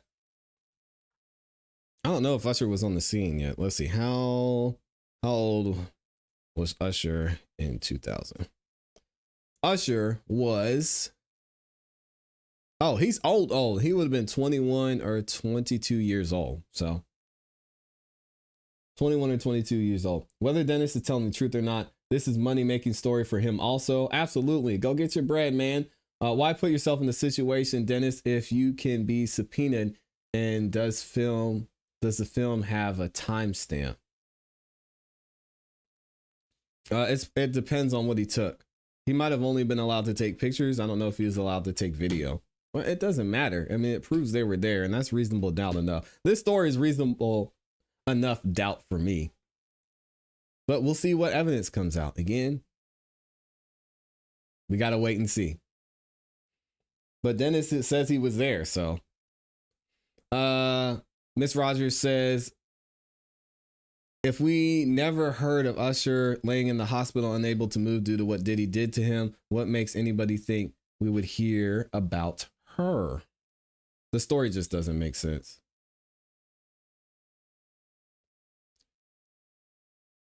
No, Usher was born October 14th, 1978. So in 2000, he would have been 21 or 22. He was 13. Oh, you're saying he was 13 when he was in the hospital. Usher was a teen in music in the early 1990s. Just saying, hey, Classy in the chat, listening in the bushes. Thank you, Black Butterfly. Appreciate you being here. Dennis was there and got evidence. I mean, you can't. What evidence have we seen from the other side? I don't know. And again, as the evidence comes out, I mean, we can change our opinion based on that. So right now, from what we're seeing, things are adding up, but I could be wrong and there could be something there. Anyway, let's go over into this next segment. Let me make sure. Let me make sure I've got all this ready. Here we go. So what we're going to get into next is we're actually going to hear from the attorney who is suing Fulton County on behalf of Shannon Stillwell. And then we'll actually get into the lawsuits, both lawsuits as well. All right, so y'all check this out, and actually shout out to, hold on a second. Let me make sure we're good. There we go. Shout out to the awesome, amazing Amy, posted this on her channel. She's got the full interview over there. If y'all haven't subscribed and checked out Amy's channel, please make sure you go over there and do that. Show her some love. She is getting close to 10,000 subscribers.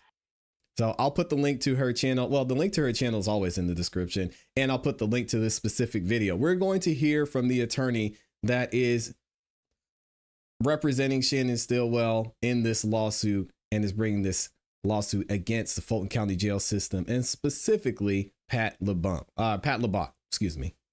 Here we go. Wow.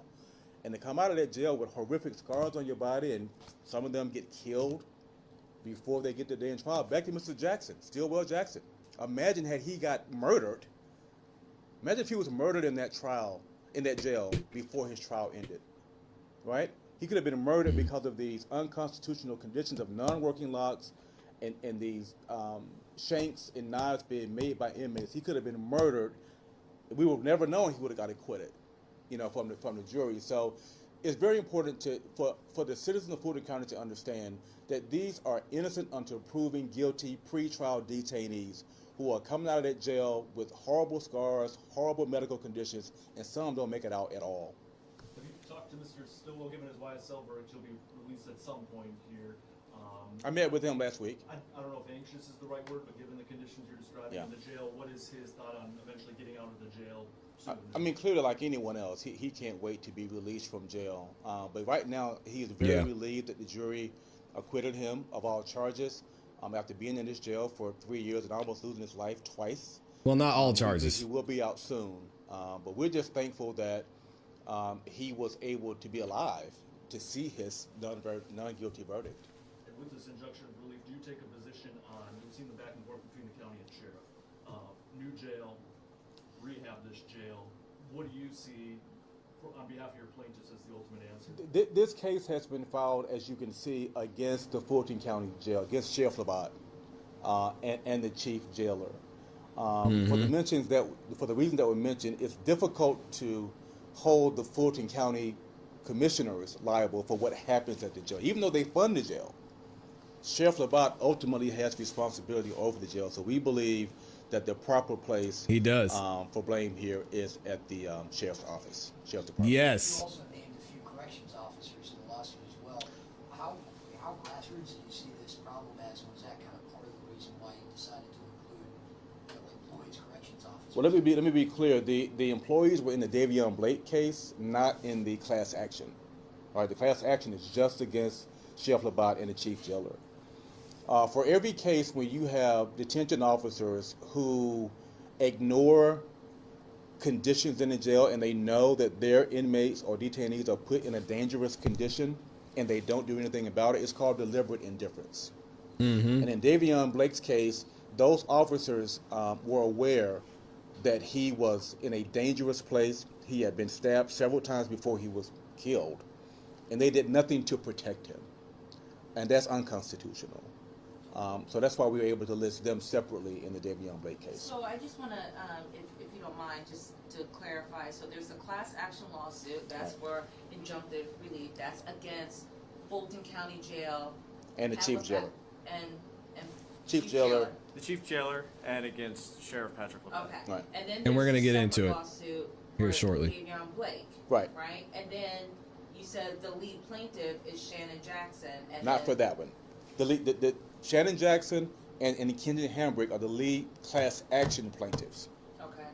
Davon Blake that's a separate case just for his estate.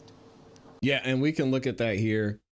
Again, just to show y'all real quick, we're going to go through the full document if you're watching this on the replay in another video. But for y'all, it'll be shortly. The you can see here, this is Mr. Hambrick, Attorney Hambrick, and Shannon Jackson on behalf of themselves and others similarly situated. Okay, this is the class action filing against Fulton County Sheriff Patrick Labat.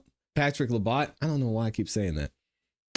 In his official capacity, and Fulton County Chief Jailer John Jackson. All right. So let's give them that round of applause. And there's also several people listed in here. We're going to go through this shortly. Yeah. Sure. Sure. Have you been able to talk to Sheriff Labat before you filed this class action, or Why? are you just going to let the court Why would they talk to him? go through the legal process? We believe that enough talking has happened. Thank you. I mean, I have been suing the Fulton County Jail for many, many years, as you guys have followed, my career and all these cases that we've been filing for many years. The time for talking is over. Yes. And the time for just settling cases is also over. It's important to note that, these families should be paid for their loved ones being maimed and killed, no doubt about it. Yes. But the class action lawsuit, we need change in Fulton County. We need the jail to change. Yes. The state of Georgia has investigated the jail. Nothing happened. Fulton County commissioners have investigated the jail. Nothing's happened. U.S. Department of Justice has investigated the jail, issued their report.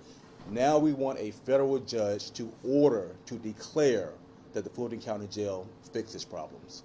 What's the tangible part of that? If a judge forces that, is it forcing the county to spend money to have more staffing and to fix these issues that, the things that get turned into shanks and the conditions there, or just what's the tangible part that our viewers can understand? The tangible part is make all the necessary changes, such as staffing, such as the facility, so the inmates are not making shanks and knives from jail materials, sanitation procedures to make sure that these kind of horrible injuries don't occur, and then to make sure that the judge has oversight of the jail to report back to the court, so the court is satisfied that these changes have been made, and then the court can issue a ruling that is satisfied that the changes have been made. They have someone to answer to other than the Fulton County Commission, who does nothing.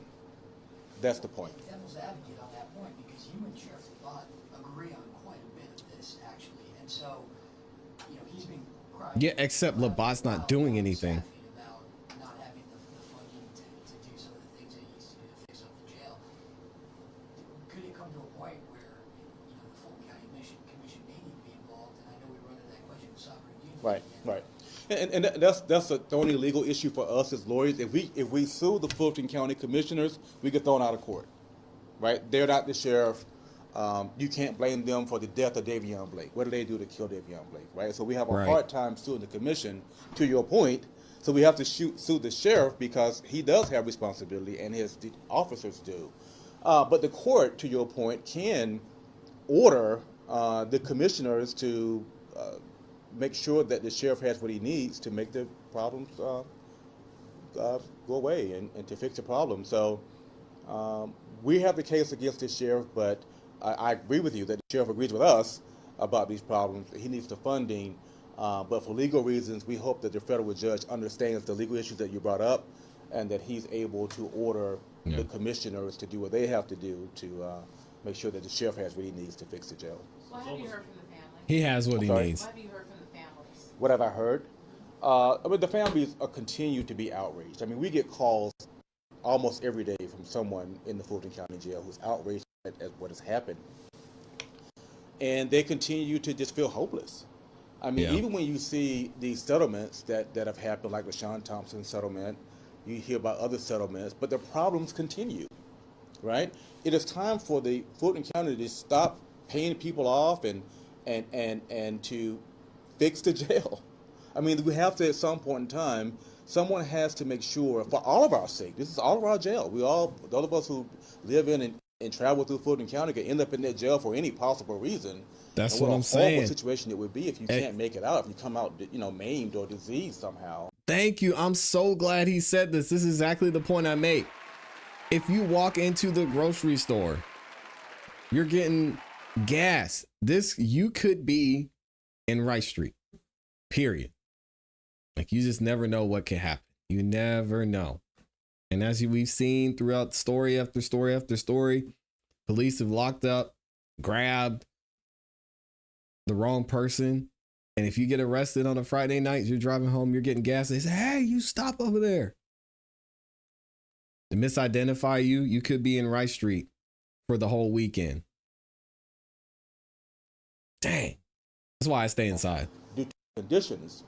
So everyone is exasperated with the issues in the jail because nothing happens. You come case after case, death after death. We're back here again, and nothing's changed. We're hoping that this class action lawsuit, finally a judge will have oversight and force these changes at the jail. So once the judge establishes the class, who can join that class? Does it have to be people that have been to the jail and have come out alive? Can it be people that have unfortunately died? You want to speak to that? It's people who have suffered what we call an acute injury, an injury that happened at the jail. Must be a co-counsel. That was existing before, a provable injury that happened as they were detained in Fulton County Jail. So they have to be alive. I mean, their families, if they died in the jail and their families can prove that, as he's saying, that it was because of the jail conditions, they will be able to join the class action lawsuit. And of course, you guys just filed this week. Tuesday. So Monk needs to get on it. Yeah. Next, we're going to file a motion to certify class, where there'll be two judges that get to decide whether the class is adequately defined as to its scope and the people that can join. And then after that happens, we'll be handling damages issues and the real significant liability issues separately. You don't know how long that might take. That might take a long time. Yeah, it could take some time, but we would imagine only a few months for the judge to make a decision to certify the class or not. And then we'll put a notice out to the public that the class has been certified. Exactly. And if you have actionable damages, you are able to join this class action lawsuit. This is Northern District of Georgia. Atlanta, Northern District of Georgia. But spell your name for them in case they want to. It's Patrick, Patrick, last name Lead, Leed. Can you spell the name of Hambrick for me, first and last, please? Nken. K-E-N-G-E-N in Kenja, and Hambrick like it sounds, Hambrick. It's also on the lawsuit, which we'll email to you, but it's in Kenja and Hambrick. Of course, Shannon Jackson, also known as Shannon Stillwell, you know his name. Is it Jackson or Stillwell? It's Jackson. Okay. He's been referred to in the YSL trial as Stillwell, but his legal name is Shannon Jackson. Okay. According to him, when I met with him. So I think he would know. They basically say he don't know. I said, man, what is your name? Right. Let's start with that. I've heard it so many ways, but he told me Shannon Jackson. Yeah. Okay. And he signed my document, Shannon Jackson, so I'm going to take his word for it. And he is the lead plaintiff in the class action lawsuit. There are two. He and Kenjan Hambrick. Are the lead plaintiffs in the class action lawsuit. Correct. But the separate one is Davon Blake. The estate of Davon Blake for the life of Davon Blake. He was killed, so yeah. His family is bringing that one. Gotcha. Yeah. One last question. What's your hope for clients like Mr. Jackson that's still in custody, or everyday new detainees are coming in?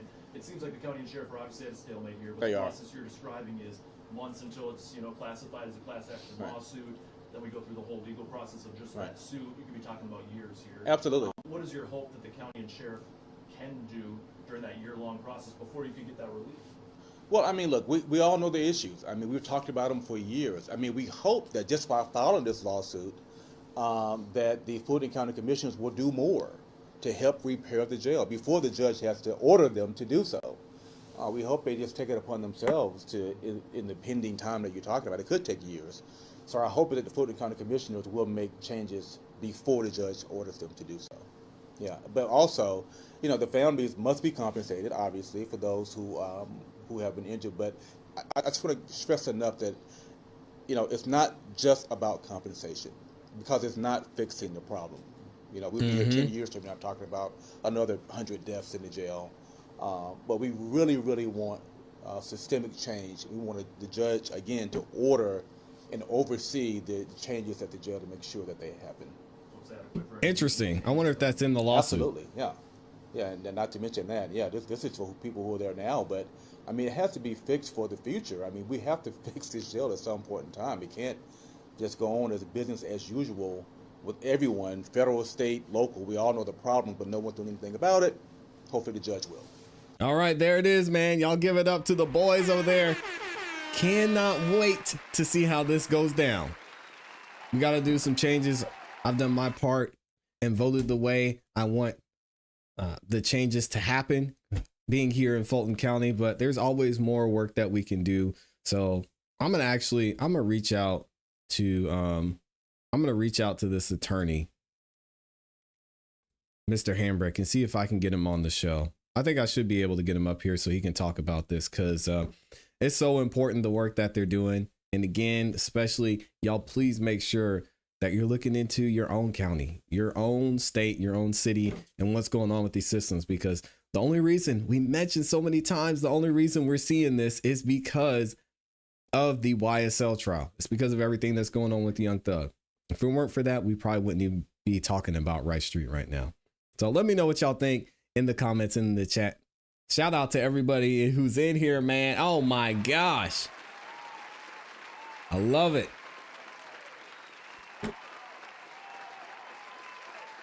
I love it. Let me see who we have here. We did have a couple of super chats in the building too. Thank y'all for the love in the super chats. We've got Black Butterfly up in here with the 5 bomb. Says, "ClassE, I bet Rachel Kaufman will join this class action suit for her client that died." Oh no. Aww. Your thoughts? I think his name is Shane, mentally ill young guy. I have not heard about that, so I'll have to do some research into it. I think everybody's going to get on board with this. Everybody, well, I don't know. I won't say everybody that's in there, because that is kind of risky. I would hope that everyone who's in there gets on board. But definitely the guys mentioned in this case, they're going to be, if this goes to trial, which I can't imagine that it will, if this were to go to trial, I think so many of the guys in this YSL case will be used as key witnesses. Monk Tunk being the main one, Woody, Shannon, Yak. I mean, it's bad out here. Also, shout out to Joyce Walker with the 10 bomb. She says, "I enjoy your channels, ClassE and Amy." Thank you so much for the 10 bomb, Joyce. I appreciate you watching. And I know Amy does too. Thank you, thank you, thank you. Yak should definitely get in on the class action. I mean, he's the one that was most recently stabbed, which is crazy. What was it, last Monday? No, last Sunday. Dang, was it last Sunday? Sunday night, I think Yak got stabbed. Last Sunday night. Crazy. Another great informative show. And we're not done yet. Thank you for being here, Loves Moves. I appreciate the love. We are not done yet. We're going to go through. Let me see if I can find it. We're going to go through these lawsuits.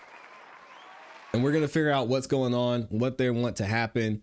So y'all stay tuned, man, and hang in there. Thank you again to everybody who's liked the video so far. We've got 1,300 of y'all that like the video. Please make sure y'all like. Let me see what y'all are saying.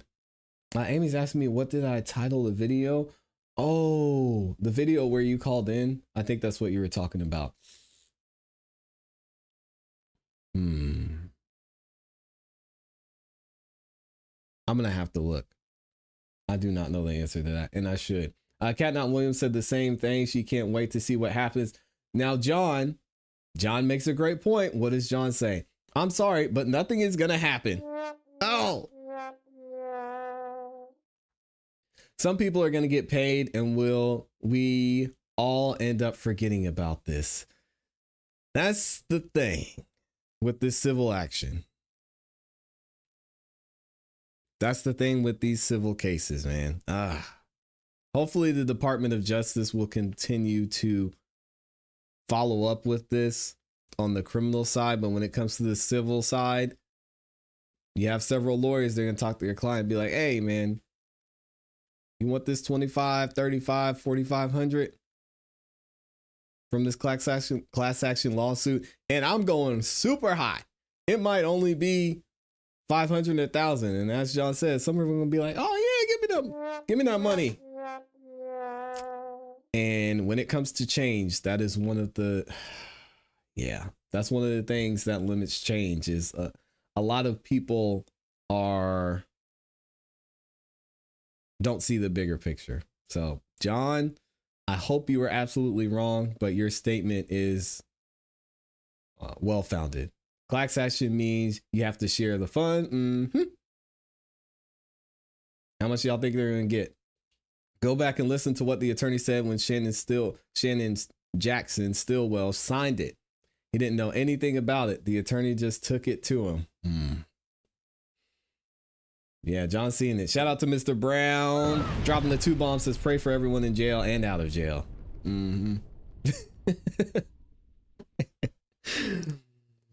Sasha Rogers says, is that a hairpiece? Oh, leave him alone, man. Dang. Love to know your comment, says Mrs. Fifth Floor. Oh, you want to hear Amy's comments on it? Yeah, we'll find it. I should have labeled it better.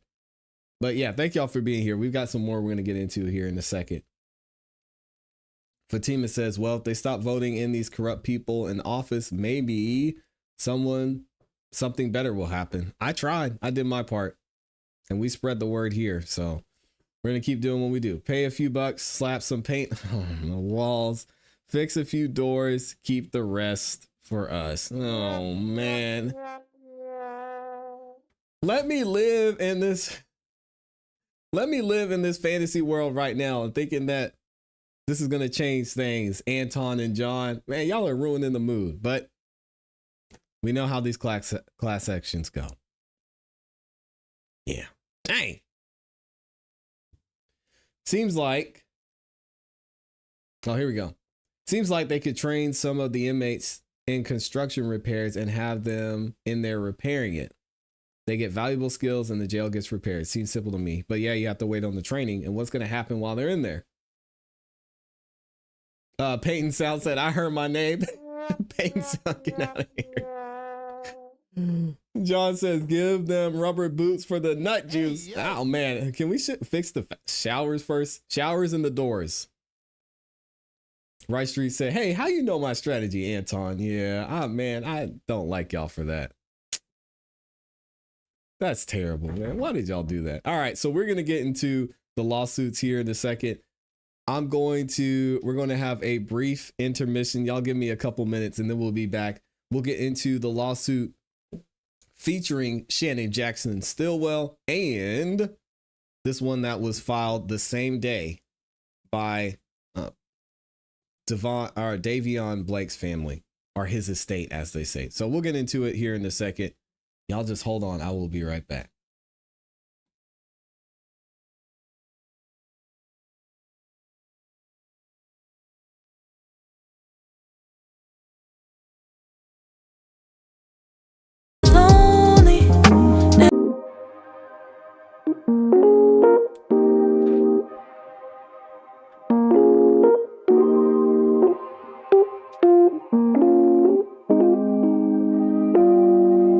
I can do what I want when I want to do it. I can do what I need when I need to get through it. When I need someone else, can't be too proud for help, but gotta look after myself. Sometimes it can get lonely, never living in the moment.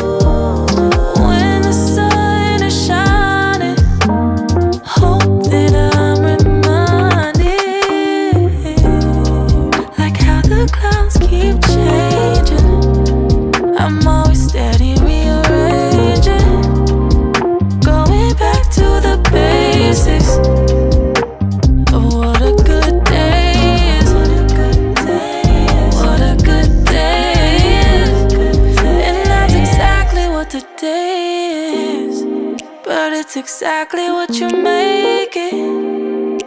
So please don't go wasting, and I'll do the same, even if it's raining.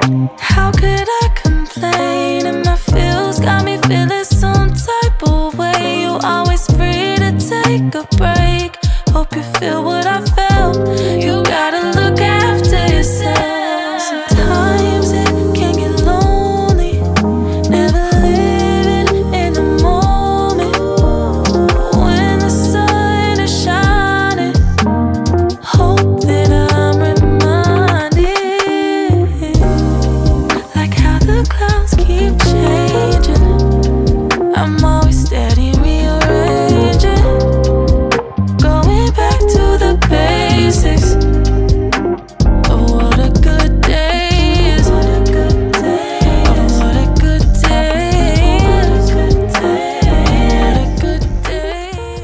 All right, here we go, y'all. Here we go. So let's get into it. We are going to go over this full lawsuit. We won't go over the whole thing, but we're going to look at the lawsuit and see some of the highlights here. What's going on? We're going to check out the strategy, see what these guys are thinking, how they're going to go about this, and what's at stake here. Because we know Shannon's story, but let's see if they give us more stories in this document. Rush Street said ClassE's going to get the DoorDash order of tapioca pudding and vitamin water. Ew. That sounds horrible. Oh my God.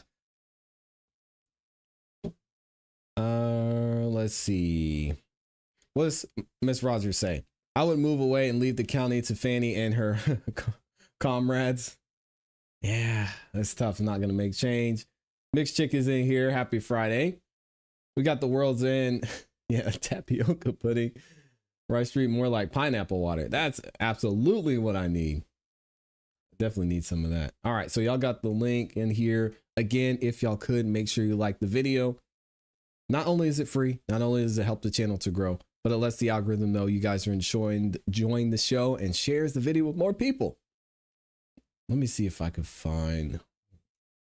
There was one comment in here that I saw and missed. But I can't find it. All right. Let's go ahead and get into it. So here we have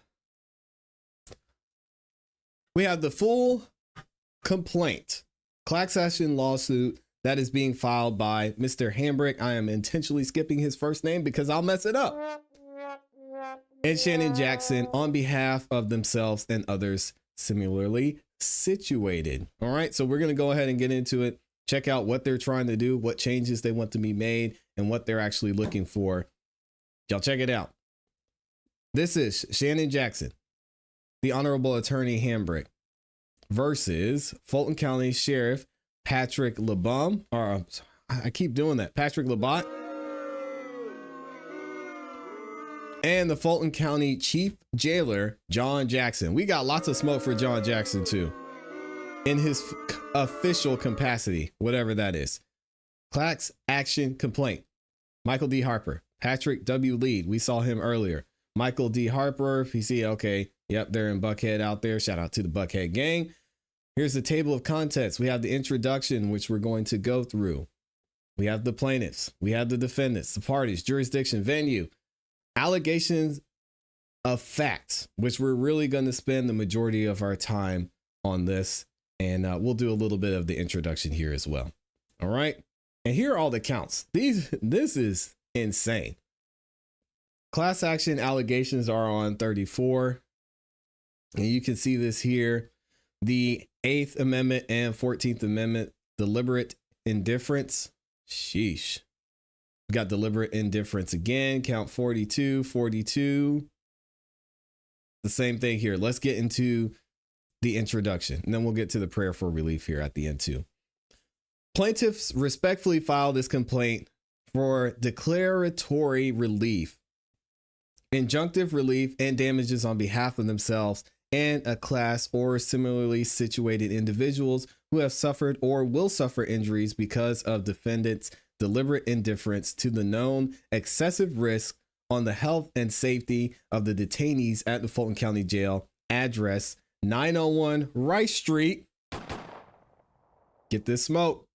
Northwest Atlanta, Georgia, 30318, which violate the detainees' rights under the 8th and 14th Amendments of the United States Constitution. This is an action to protect people detained in Fulton County Jail on Rice Street from serious harm by cruel and unusual conditions of confinement at the Fulton County Jail. This is an action for damages to people who have been or in the future will be detained in Fulton County Jail. This is interesting here. So they can, anyone who's going to be held there in the future, geez, and have suffered damages that arise from defendants' deliberate indifference to the known excessive risk to the health and safety of detainees in the Fulton County Jail. Fulton County Jail detainees are at constant risk of danger, serious personal injury, and death due to Fulton County's jail's crumbling infrastructure, which inmates use to craft makeshift knives called shanks for use as weapons. Fulton County Jail detainees are at constant risk of danger, serious personal injury, and death due to Fulton County Jail's failure to restrict access away from parts of the jail containing readily available materials for crafting shanks. Fulton County Jail detainees are at a constant risk of danger, serious personal injury, and death due to the defendant's failure to perform maintenance to remedy or replace non-working and dysfunctional jail cell doors that can be manipulated by inmates to enter or exit jail cells without authorization. All right, we'll skip this intro part. Their failure to use correctional practices such as classification, housing plans, assessment of the likelihood of victimization, and consideration of gang affiliations to manage the incarcerated population and reduce the risk of violence. All right, their inadequate parasite and pest control measures. We covered the story of a gentleman who died from bed bugs, and it was one of the hardest, most difficult photos I've ever seen in my life. If y'all haven't seen that, go back and watch the video we covered a couple of weeks ago. Inadequate parasite and pest control measures, inadequate chemical control measures, their failure to remedy unclean and unhygienic jail living conditions, nut juice in the showers, oh man, and insufficient and nutritionally inadequate food. Fulton County Jail detainees, failure to staff and train the Fulton County Jail detention officers and staff to protect detainees from attacks by other detainees. Gross deficiencies in Fulton County's jail provision of medical and mental health care expose detainees to an increased risk of injury, serious illness, pain and suffering, mental health decline, and death. Fulton County Jail incident reports and medical records acquired from Fulton County Sheriff's Office via open records requests demonstrate longstanding, pervasive, and well-documented dangers of serious bodily injury and death caused by the use of shanks in attacks between rival detainees, by detainees popping open cell doors to exit their cells without authorization, to enter rival cells to perform attacks, by the unsanitary conditions, by detention officers' use of excessive force, and by Fulton County Jail's failure to provide medical treatment for illnesses and injuries. Under the 8th and 14th Amendment, the jail must protect detainees from known risk and serious injury and death. All right, see Farmer v. Brennan. In July of 2023, the United States Department of Justice opened a civil rights investigation into conditions in Fulton County Jail under the Civil Rights of Institutionalized Persons Act, or CRIPA. Oh, Lord, not the Crip showing up. On November 14, 2024, the Department of Justice released a 105-page report titled Investigation of the Fulton County Jail, describing an extensive investigation into Fulton County Jail and results, determinations, and recommendations for change. The Department of Justice reported it attached here with as Exhibit A. And I wish, the only thing I'm disappointed with the Department of Justice's report is that they said these things can be fixed. Stop the cap. Y'all seen Rice Street. You've heard the stories. There's really nothing to me that says this can be fixed. Y'all give me those $300 million shoot. I could probably do it with $100 million. I'll go in there, like shut it down, and we can have it turned around in 6 months. It does not take that much. Anyway, from its investigation, the Department of Justice found reasonable cause to believe that Fulton County and the Fulton County Sheriff's Office violate the constitutional and statutory rights of people incarcerated in the Fulton County Jail, again, as Exhibit A. The Department of Justice determined the Fulton County Jail fails to adequately protect incarcerated people from the substantial risk of serious harm from violence, including from homicides and stabbings by other detainees, and due to its failure to use correctional practices such as classification, housing plans, assessment of the likelihood of victimization, and consideration of gang affiliations to manage the incarcerated population and reduce the risk of violence. The Department of Justice determined that the Fulton County Jail's living conditions do not meet basic condition standards, but they can fix it? What? Come on, man. These niggas lacking. Killing me. The Department of Justice determined the jail deputies and detention officers use force against incarcerated people without adequate justification. We know what they determined, but they determined the mental and medical health care in Fulton County Jail does not meet constitutional standards. They determined the restrictive housing conditions in the jail pose a substantial risk of harm. No kidding. Including acute mental illness and self-injury, and restrictive housing practices are discriminatory and unlawful. So they put you in a certain unit because they don't like you. That's the way it goes. The jail's grievance system does not offer incarcerated people an adequate way to report and avoid danger. Rice Street says, put your gripes in the suggestion box. Man, Stop the cap. they ain't looking at that suggestion box. And jail staff improperly avoid investigating and substantially respond to detainees' grievances, missing opportunities to address unsafe conditions. We saw a video from attacking Rice Street. That guy, he had to sprint 10 feet and he was over there like,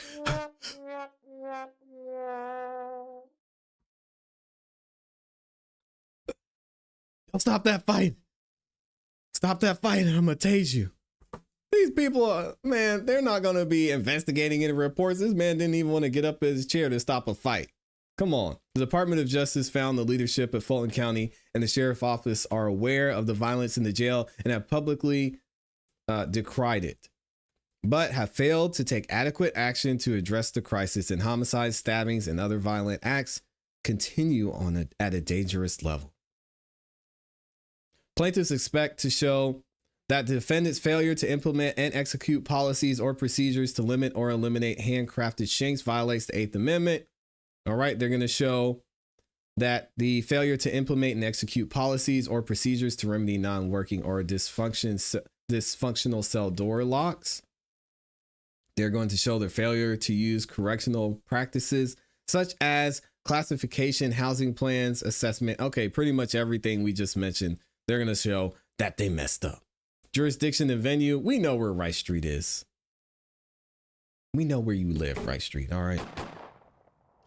The parties. This complaint is filed on behalf of the plaintiffs, obviously, and where applicable and or necessary, this complaint is also filed on behalf of the plaintiff's spouses, children, parents, decedents. Excuse me, I'm adding an N in there for fun. Decedents, wards, heirs, and or legally designated representatives. Plaintiffs in these individual actions are citizens and or residents of the United States who have suffered acute personal injuries, acute psychological suffering, or mental anguish or death because of the defendant's deliberate indifference to the known excessive risk to the health and safety of detainees at Fulton County Rice Street Jail. Plaintiffs. The Honorable Attorney Hambrick is a 44-year-old male. I wonder how long he's been practicing. Shannon Jackson, aka Shannon Stillwell, was born in 1992 and is male. The conditions under which a convicted inmate are held are scrutinized under the 8th Amendment prohibition on cruel and unusual punishment. That's an understatement right there. Just ask Woody. And the conditions under which a pretrial detainee are held are reviewed under the Due Process Clause of the 14th Amendment. All right, cool. Pretrial prison conditions may not be imposed to punish a pretrial detainee. An impermissible punishment may be inferred if the prison condition at issue is not reasonably related to a legitimate goal, if it is arbitrary or purposeless. A valid prison condition claims has two components. One, an objective component, which requires the conditions be sufficiently serious, and two, a subjective component, which requires the prison officials exhibit deliberate indifference to prisoner health and safety, which we have seen over and over and over again. The putative class includes individuals detained at Fulton County Jail who have suffered acute personal injuries, acute psychological suffering, or mental anguish or death because of defendant's deliberate indifference to the known excessive risk to the health and safety of detainees at the Fulton County Jail, which do not serve a legitimate goal, including but not limited to known hazards arising from handmade shanks. We've got non-working or dysfunctional cell door locks, failure to use correctional practices, filthy vermin and parasite infested sanitary jail conditions. Rice Street, explain yourself. Ooh. Unauthorized use of force by Fulton County Jail detention officers. He tased these two guys trying to fight. Inadequate provisions for medical care, including mental health care. The conditions described in the preceding paragraph are sufficiently serious because they deprive detainees of the minimal civilized measure of life necessities or otherwise pose an unreasonable risk of serious damage to health and safety. The defendants, we don't care about them. We don't care about Patrick LeBum. He's being sued and he's had plenty of time to do what he said he was going to do. John Jackson, we don't know him, so maybe we'll see what he's got going on. John Jackson is sued in his official capacity as chief jailer for the Fulton County Sheriff's Office. Y'all let me know if you think John Jackson is going to keep his job. Let me know in the comment in the chat. Under the Fulton County Sheriff's Office Jail Operations Standard Operating Guidelines Chapter Safety Subject Sanitation Procedures, Inspections and Housekeeping Program, effective February 2nd, 2022, Section 7. The chief jailer shall appoint a fire and safety sanitation supervisor. Okay, well, he basically didn't do his job. That's fine. Allegations of fact. Here we go. Despite the pressure of written policies and procedures for safety, housekeeping, and jail management, Fulton County Jail presents obvious hazards to health and well-being of its detainees. We well know and have seen. The main facility for holding Fulton County detainees in the Fulton County Jail, located at Rice Street. Fulton County Jail was built in 1989. Ooh-wee, it's not even that old, to be honest, for a jail. 1989, and this bad? Jeez. Fulton County Jail has an operational capacity around 1,900 people and has for many years operated at or above that capacity. It consists of a 3-story low-rise structure joined to an elevator tower, providing access to 2 housing towers. The North Tower has 7 floors for housing, and the South Tower has 6. Each housing unit has 8 zones arranged in a horseshoe around an elevated control tower. At housing zones, the housing zones have between 16 to 18 cells split over 2 tiers. The cells open into a day room with tables bolted to the floor, phones, a kiosk for ordering commissary and submitting grievances, among other things. Interesting. A shower on each tier. And it's an example A, or exhibit A, I mean.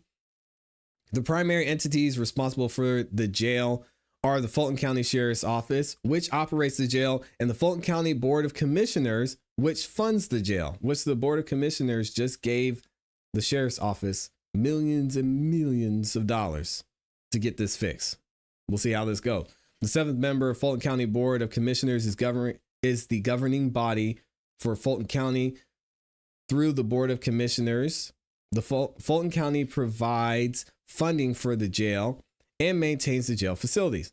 The county sets funding levels for the sheriff's office, but the sheriff's office is an independent elected official, but the sheriff is an independent elected official. As stated above, the sheriff is required by Georgia law to operate the jail system, to maintain the custody of people held in his jails, and to ensure safe and sanitary conditions of confinement. Has he been doing that? These niggas lacking. No. Fulton County Sheriff's Office has adopted jail operations standard operating procedures, which are divided into chapters such as safety and subjects, such as they state in 1, sanitation procedures, and others cool stuff.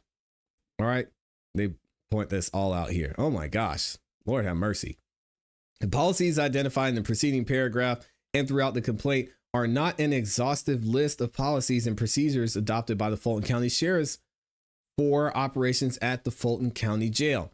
Plaintiffs plan to uncover further policies and procedures that are relevant to this litigation and to the plaintiff's allegations. Defendant Labat, I'll leave him alone, has publicly admitted that he lacks the resources to carry out his legally mandated responsibility to protect the constitutional rights of pretrial detainees at Fulton County. Stop the cap.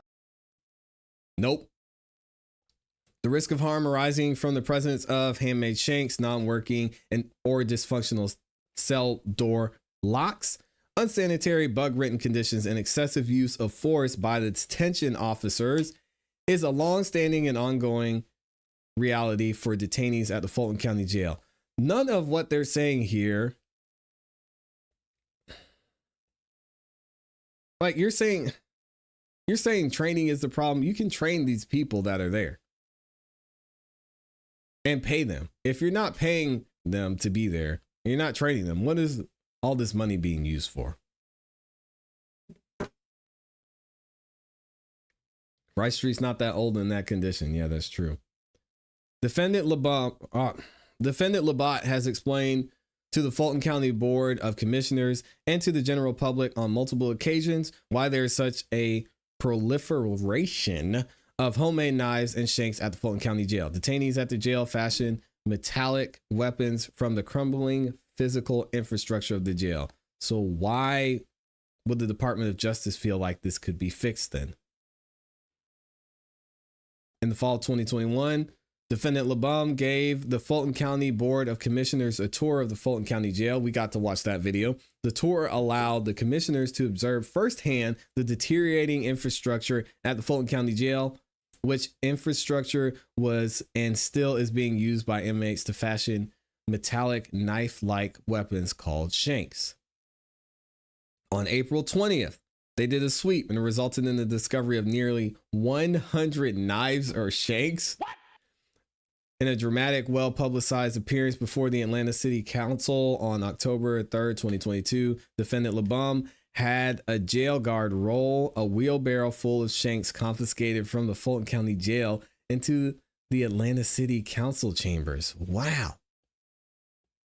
Defendant Labat stated that since June 1st, there have been 10 stabbings at the jail and 75 knives and shanks have been confiscated. I think it's a little bit more than that, but we'll take his word for it. Over a period of several years, repeatedly and vociferously, oh my gosh, hitting us with the SAT words, decried the lack of Fulton County allocated funds for urgent jail priorities such as inmate security, upkeep of deteriorating jail facilities, and staffing. Where is this money going then? Representatives of the National Institute of Corrections in the U.S. Department of Justice and the Bureau of Justice Assistance conducted a site visit on the Fulton County Jail. The site visit resulted from a September 20th, 2022 request from Defendant Labat to the National Institute of Corrections for technical assistance. The NIC and BJA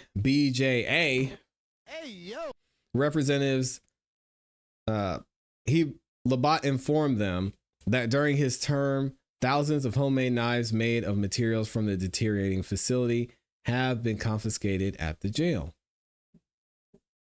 I mean, you think they could just put cameras there, right? I don't know. Cameras can't be that expensive. Wherever the deteriorations happen, just put a camera there and say, hey, stop doing that. I don't know. Labat advised members of the site visit team that members of the uniform staff vacancies in the jail was at a critical staffing shortage level. According to Labat, a housing floor at the jail should ideally have 2 officers in the housing control room, as well as 3 officers who constantly move through the 6 housing zones, providing safety and security tours, making inspections, and managing the people detained within. According to Labat, in practice, there's typically only 1 officer in the housing control room, and at most 1 officer moving through the housing zones with nearly 200 detainees. Oh gosh, that's definitely understaffed. As stated above, the DOJ launched an investigation into the Fulton County Jail on July 13th of last year. The Department of Justice investigation was premised in part on the Civil Rights of Incarcerated Persons Act, or CRIPA. CRIPA authorizes the Department of Justice to investigate these situations. Among the living conditions at Fulton County that led the DOJ launching a formal investigation of the jail are filthy housing teeming with insects, unsanitary living conditions, structurally unsafe jail facility, failure to provide adequate medical care, inadequate mental health care, and rampant violence. We saw this when we reviewed the Department of Justice report. Ryan Buchanan, United States Attorney for the North District of Georgia, joined Attorney General Garland, providing his view of the justification for the Department of Justice investigation, stating the recent allegations of filthy housing teeming with insects, rampant violence result in death and injuries, and officers using excessive force are cause for grave concern and warrant a thorough investigation. No kidding. All right, so this is a cool story.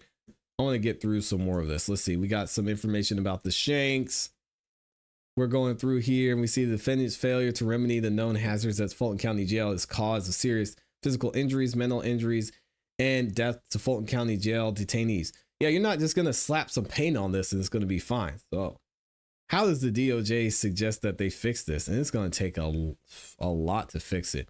Unsanitary and bug-ridden conditions of Fulton County Jail and defendants' deliberate indifference to the same caused plaintiff Hambrick to develop severe wounds and sores. All right, let me see. The Hambrick was incarcerated. Prevalence of Shanks, non-working dysfunctional jail locks. All right, let me go. We're going to fast forward a little bit and go down to their plea. What are they asking for? 51. Count 7. Here we go. We're getting there. Prayer for relief. This is what we're going to see. For the foregoing reasons, plaintiff respectfully asks that this court, 1, assume jurisdiction over this action. 2, certify this case as a class action under Rule 23 of the Federal Rules of Civil Procedure.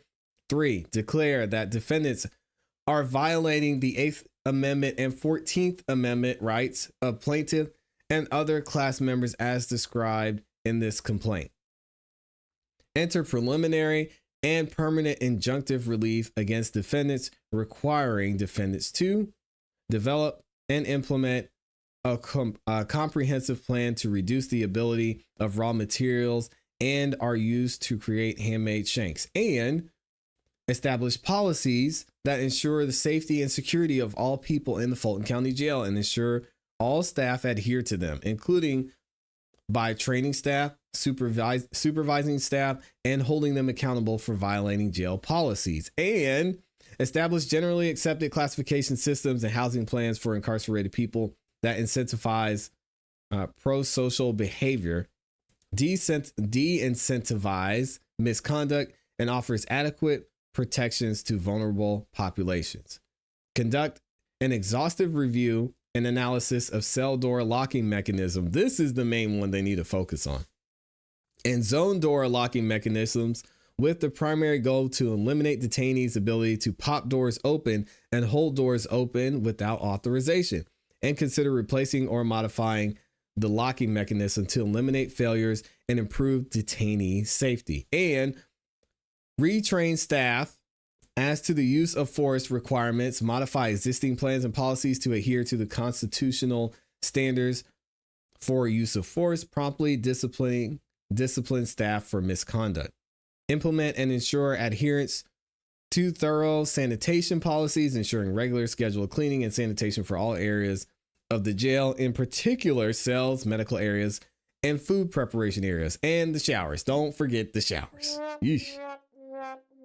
Develop and implement a comprehensive integrated pest management system for all parts of the jail to reduce, eliminate pests.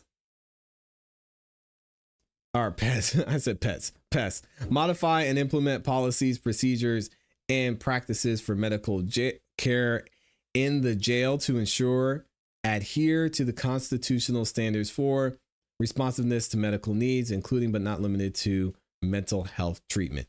implement a grievance procedure that is readily available and adequately responds to grievances filed by detainees. Enter judgment in plaintiff's favor for compensatory relief for injuries suffered at Fulton County Jail, which were caused by stabbing, health conditions arising from unsanitary and bug-ridden conditions, and excessive use of force by detention officers.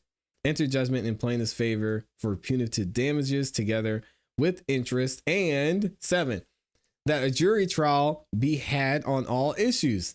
Probably won't make it there, but it's a good thought.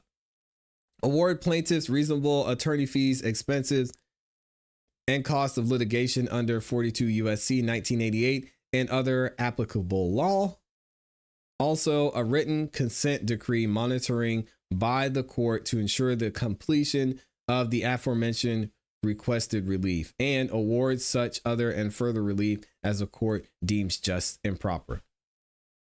This, the 10th day of December 2024, signed by Michael D. Harper. Shout out to Mr. Harper. How do y'all feel about this, man? What do y'all think is going to happen? To be honest, I'm kind of with John and Rice Street on this. I think people are going to take their checks and they're going to be good. Hopefully we can see some real reform. I think this is just something that will continue to shine a light on what's happening here in Fulton County. Hopefully what we're doing here and what we're going to continue to do with our vote here in Fulton County will make people aware of what's going on. And again, I said, you just never know. You never know what could happen. And someone you're close to, someone you love, someone you know yourself could be caught in this situation that's going on in the Fulton County jail system. So let's keep doing our part. Let me know what y'all think in the comments. Shout out again. Appreciate y'all for liking the video and for hanging in here while I read that. I think I did okay. We're getting there. Mr. Brown says, ClassE beats, everything starts at the top. The warden has the final say until you go to the board. Plus Fanny allegedly said the jail has a water problem as well. If the structure is bad on the building, the water must be checked. Mrs. Fifth Floor says, don't drink the water or bathe in the water. Ugh. Department of Justice said, if the glove don't fit, you must acquit. Right, Street? Get out of here. Lady Barr says, this a nice jail compared to Harris County. Ooh, that's saying a lot. I won't be going to Harris County. Okay, enough about Rice Street. How about the UFOs? No, we're going to talk about Rice Street because we've got another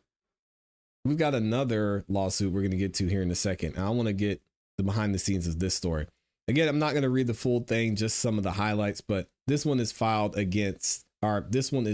by Davon Blake's estate and family. No money. Where it goes, in due time it will come out. Yeah, we'll see. Rice Street says, my guy Pat will get it together. Chill. Just need a couple dollars to help him out. Man, Rice Street, we've already done enough.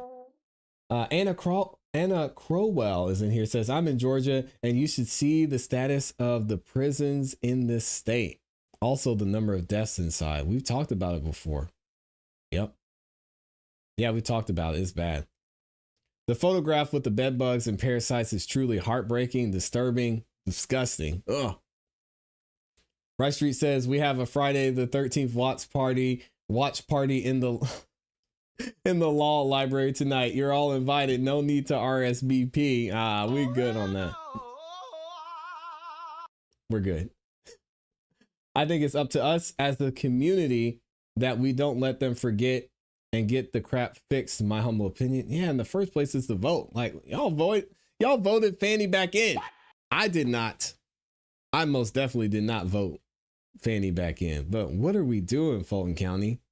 I mean, people must, I guess they're just not paying attention to what's going on, as we would think. Or they're that loyal to either a race, a gender, or a party. That's the only thing I can think of. So it's either indifference, loyalty to a race, gender, or party, because I don't know. The information is out there. I sold my home just because I no longer wanted to be a part of Fulton County ever again. Locked me up in that hell for no reason. Shout out to Fairburn, Georgia. Oh man, I'm sorry to hear that. Yikes. I'm sure it was terrible. That's why I'm telling y'all, I stay inside. Y'all are not going to find me outside. It's just not, it's not worth it. It is absolutely not worth it. All right, let's go ahead and get back into it. We've got, let me update this headline. We've got another video we're going to check out. Now, this one was interesting. Let me see if it starts here. We've got CNN, and they actually interviewed someone recently over the past couple of days that said they were also assaulted by Diddy. What? I know, y'all. I know we're back at it again. But Diddy is just taking shot after shot after shot. Let me know what y'all think about this story. I haven't heard the full thing yet, so I'm going to react to it with y'all right here live and in the video. Let me know what you think about this story. Here we go. According to your lawsuit, you were hired by a security firm to work security at one of the infamous white parties that was thrown by Sean Combs in the Hamptons. What was that experience like? At first, he was incredibly friendly, very gracious. So you had a friendly chat, and then, according to your lawsuit, at some point later in the night, Sean Combs himself offered you a drink. This didn't come from staff or someone holding a tray of drinks. It came from him directly. Correct. The first drink started to have some effect on me, and I just thought, wow, these are really strong drinks. It Definitely wasn't New until York the accent. second drink, and it was already too late, that I realized that there was something wrong with the drinks. Sadly, Sean Combs was waiting in the wings. He was watching from some sort of vantage point. And once I was in a helpless position and he was sure that he was in a position of power, then he took advantage of the situation. You allege that you were forcibly pushed into an SUV by Sean Combs. That act alone, according to your lawsuit, left you in considerable pain. And then once inside the vehicle, your lawsuit says plaintiff was held down by Combs, who overpowered him while he struggled to escape due to the effects of the drugs in his system. And it goes on to say that he sodomized you. I was screaming. I was telling him to stop. It was incredibly painful. And he was acting like it was nothing. And he seemed to be disconnected from it. It was abusive. Scary. Beyond belief. Now I'll read this. Representatives from Combs did not mention, but at the time of the original complaint released a blanket statement regarding the complaint, and others filed at the same time. They said Mr. Combs and his legal team have full confidence in the facts, their legal defenses, and the integrity of the judicial process. Yeesh.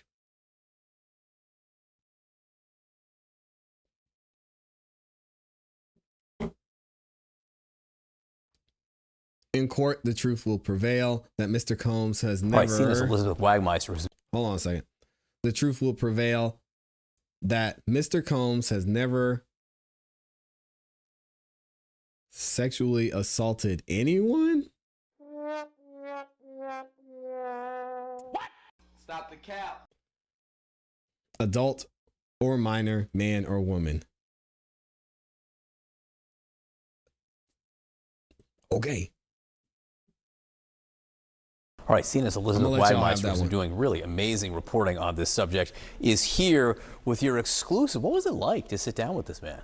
You know, John, this was the first time that he has told anyone other than his attorneys this story. He, as you see, we concealed his identity. He filed his lawsuit back in October as a John Doe. He says that he wants to keep his anonymity because he wants to keep some semblance of his life private.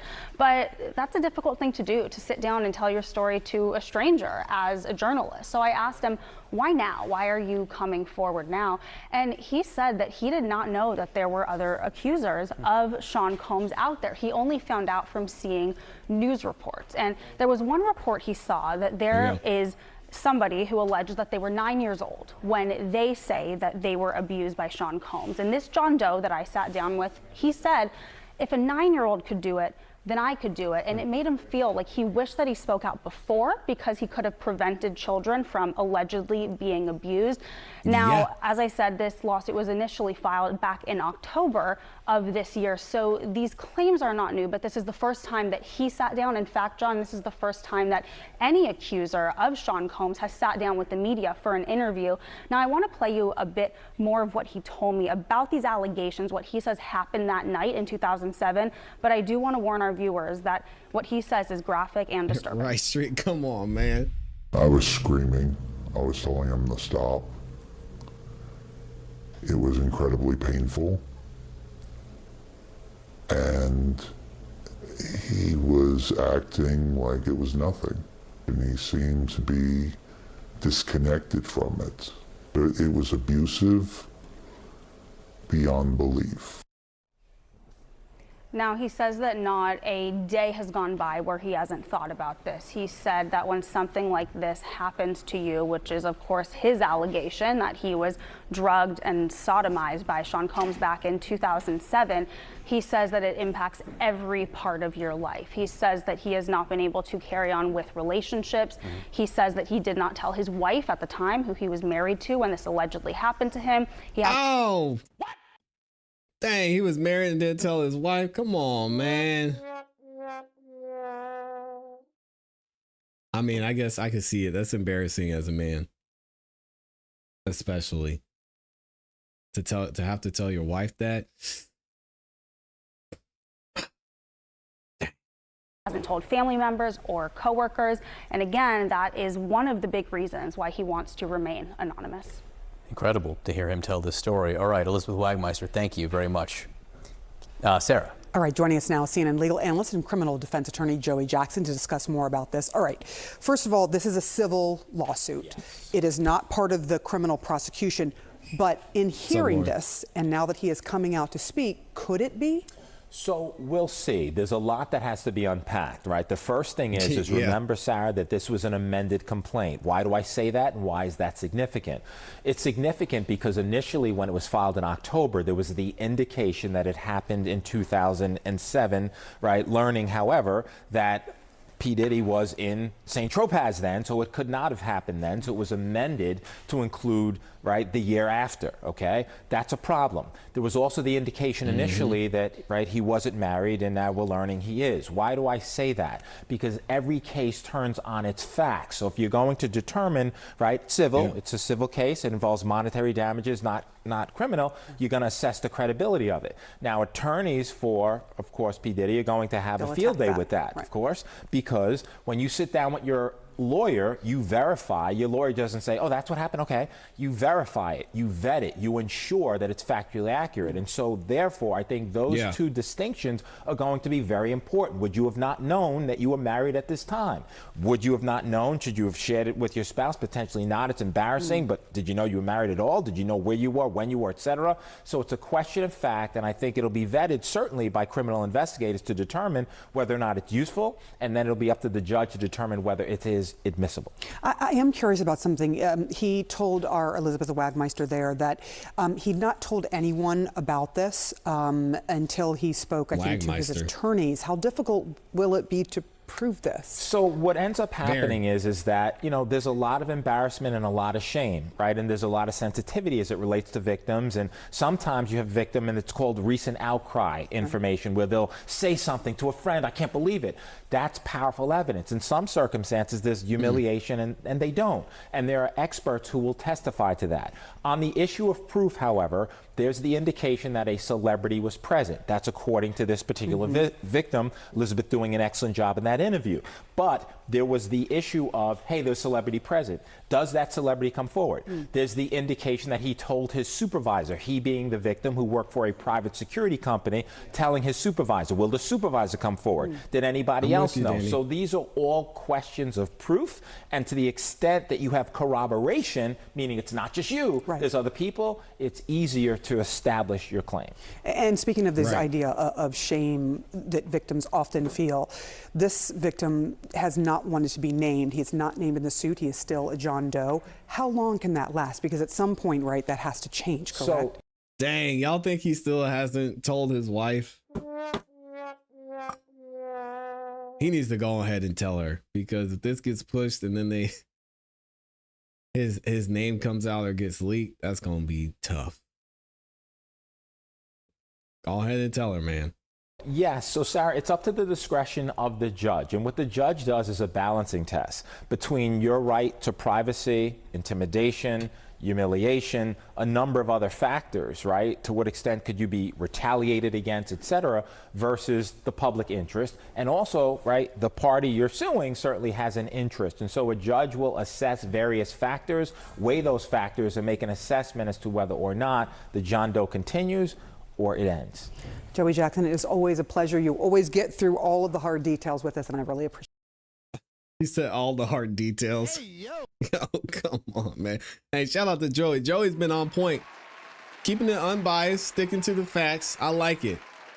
It's weird. I'm liking CNN content. But either way, they get a good job on this one. And I think they got it right. It'll be interesting to see what comes of this. Y'all have to let me know what you think in the comments. Is it a real thing? Did this likely happen? Is this just another person trying to get some money? Will there be criminal charges filed? I have to wait and see. Oh my gosh. Rice Street is in there cutting up. My goodness. I'm not even putting these up on the screen. Danny is in here, says, Danny in real life says, at this point, if it's not on video, it didn't happen. I don't care. I don't care. We need some kind of evidence at this point. I mean, everybody's saying that somebody's dog is going to come out and saying that Diddy kicked him. Yeah, he was mad. He was having a hard day. He kicked me. Where's Brian? We need to get Brian in here. Lily Flower says, what man is going to scream, get off me? The man is going to fight and struggle. Tell your wife you're lying. Ugh. I mean, you're going to hit a billionaire? I don't know. John says she knew when she came home smelling.